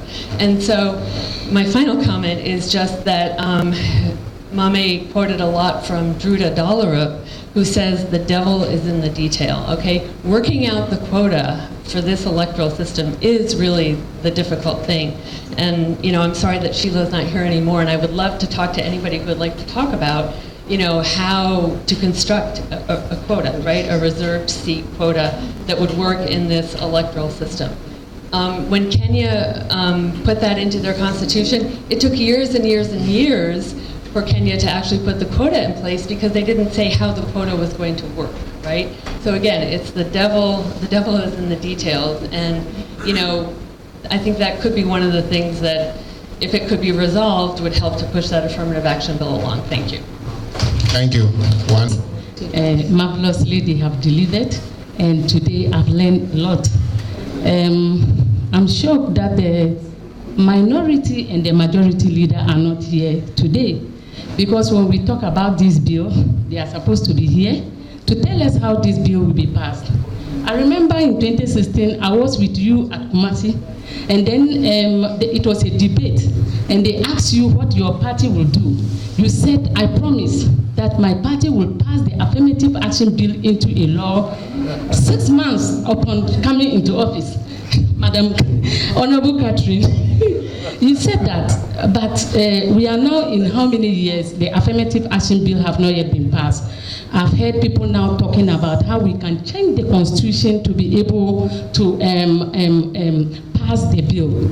I have said it and I'm saying it again. We don't have to change the constitution. Article 17(4) of the constitution is enough for us to be able to pass the affirmative action bill into a law. When you look at Article 17(2), it talks about discrimination. If government, the president can appoint more ministers who are men than women, that is a discrimination. And then it violates Article 17(2). And if the president can violate Article 17(2), and it is okay, then he can positively discriminate and bring more women, and that one will be okay. In fact, talking about this one, what is it called? The labor law. The labor law has discriminated against Ghanaians for some time now. How do you employ 87% of men into public sectors and then only 13% of women?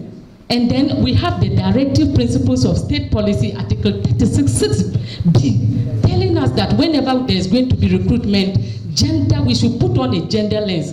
Why are they violating this clause in the Constitution? So we don't need more constitutional reviews and things. The ones that are already there in the Constitution, let's use them, and then everything will be okay. Thank you. I think that the constitutional changes in the Constitution will take some time. And so let us concentrate on the affirmative action bill. And my contribution will be, let us challenge Parliament to treat this bill with a certificate of urgency.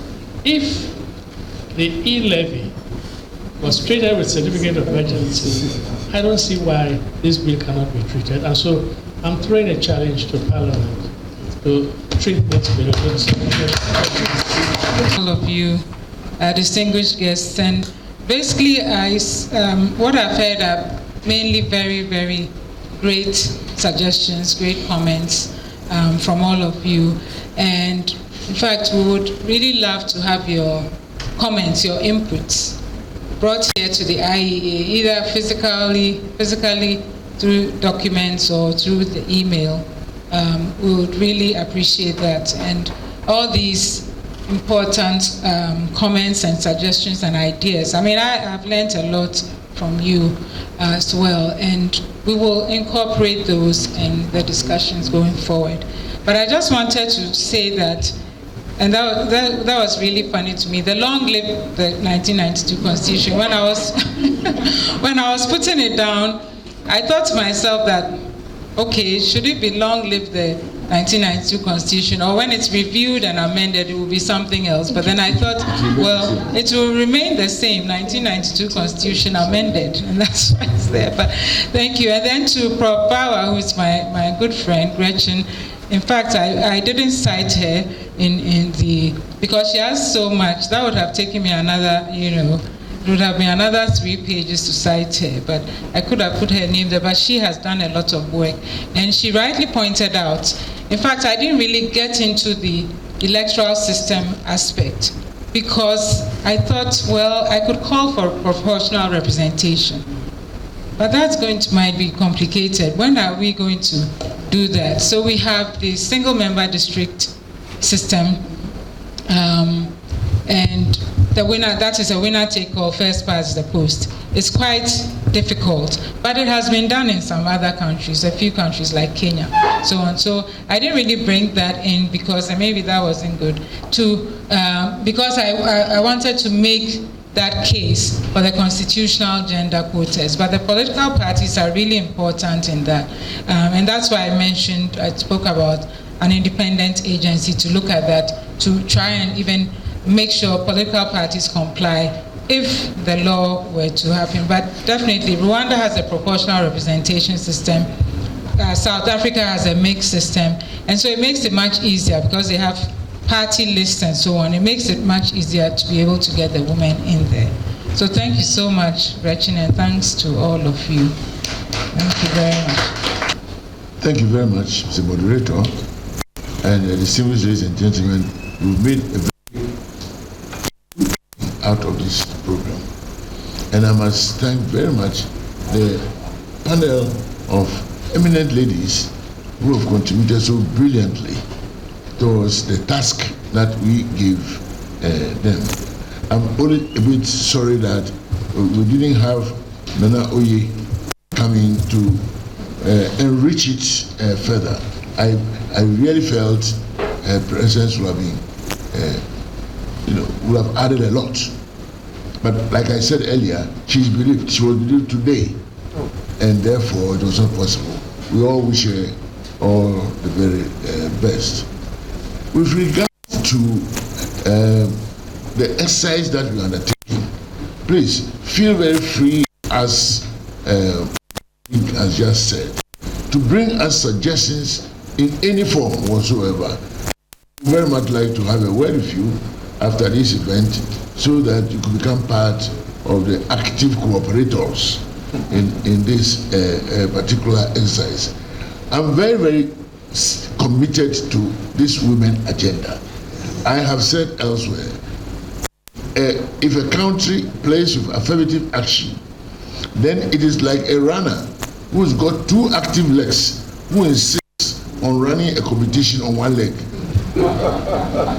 It will be a contradiction in terms.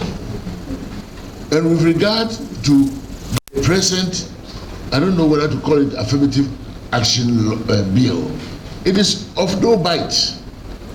And I want all women to seriously get a copy and look at it. It will not serve your aspirations. It has been so much watered over the time that its essence is essentially lost. That is my statement. I shared this with Honorable Morrison when I was Speaker and she was a women's minister. So have a good look at it. When a small committee started looking at it, they were not impressed. And I think we should end the rigmarole somewhere. And particularly, that is why some of us are also interested in constitutional reform. It is the way of holding the bull by the horn and completing this exercise once and for all. And I must also tell you that it is a way of dealing with partisan politicians. Because when it becomes a civil society issue and there's a call for amending the constitution and it's amended holistically, no one group can say this one is not in our interest and so on and so forth. So you should also champion the constitutional reform bandwagon so that whatever are the lacunae that we want to remove, we deal with them once and for all, holistically, under the principal law of the land, which is the constitution itself. We pray that we'll continue the exercise when the next year comes, and we shall have such beautiful, brilliant people all over coming to show interest in the activity here. We are looking forward to visiting President Mahama as well, whether in his home or he will want to adorn the IEA with his presence, whatever. But he's a living former president of the Republic who had been MP, minister, vice president, president. Definitely his views are very, very important in this exercise, as well as other areas of activity. We shall revisit the gender issue. And this matter of Women Congress is brilliant because it will be an opportunity to articulate your viewpoints yourselves and make actual suggestions, including the parameters that have today been expanded, including women handling special situations. which no one will think of if you don't really espouse these and put them in the Constitution. I've not thought of it. That area, despite all the works I've been doing on this area in academia, and it's to tell you that you must own the process and then come out with your own provisions as suggested. We thank you very much, and we wish you all a Merry Christmas, Happy New Year, and we'll meet somewhere latter part of January to continue with the dynamics of this particular exercise. All you distinguished ladies and gentlemen who made this your business, you are serving your nation, and we appreciate it. Thank you very much. Thank you very much, and thank you for coming. A couple of announcements. There will be a photo of opportunity here, a picture with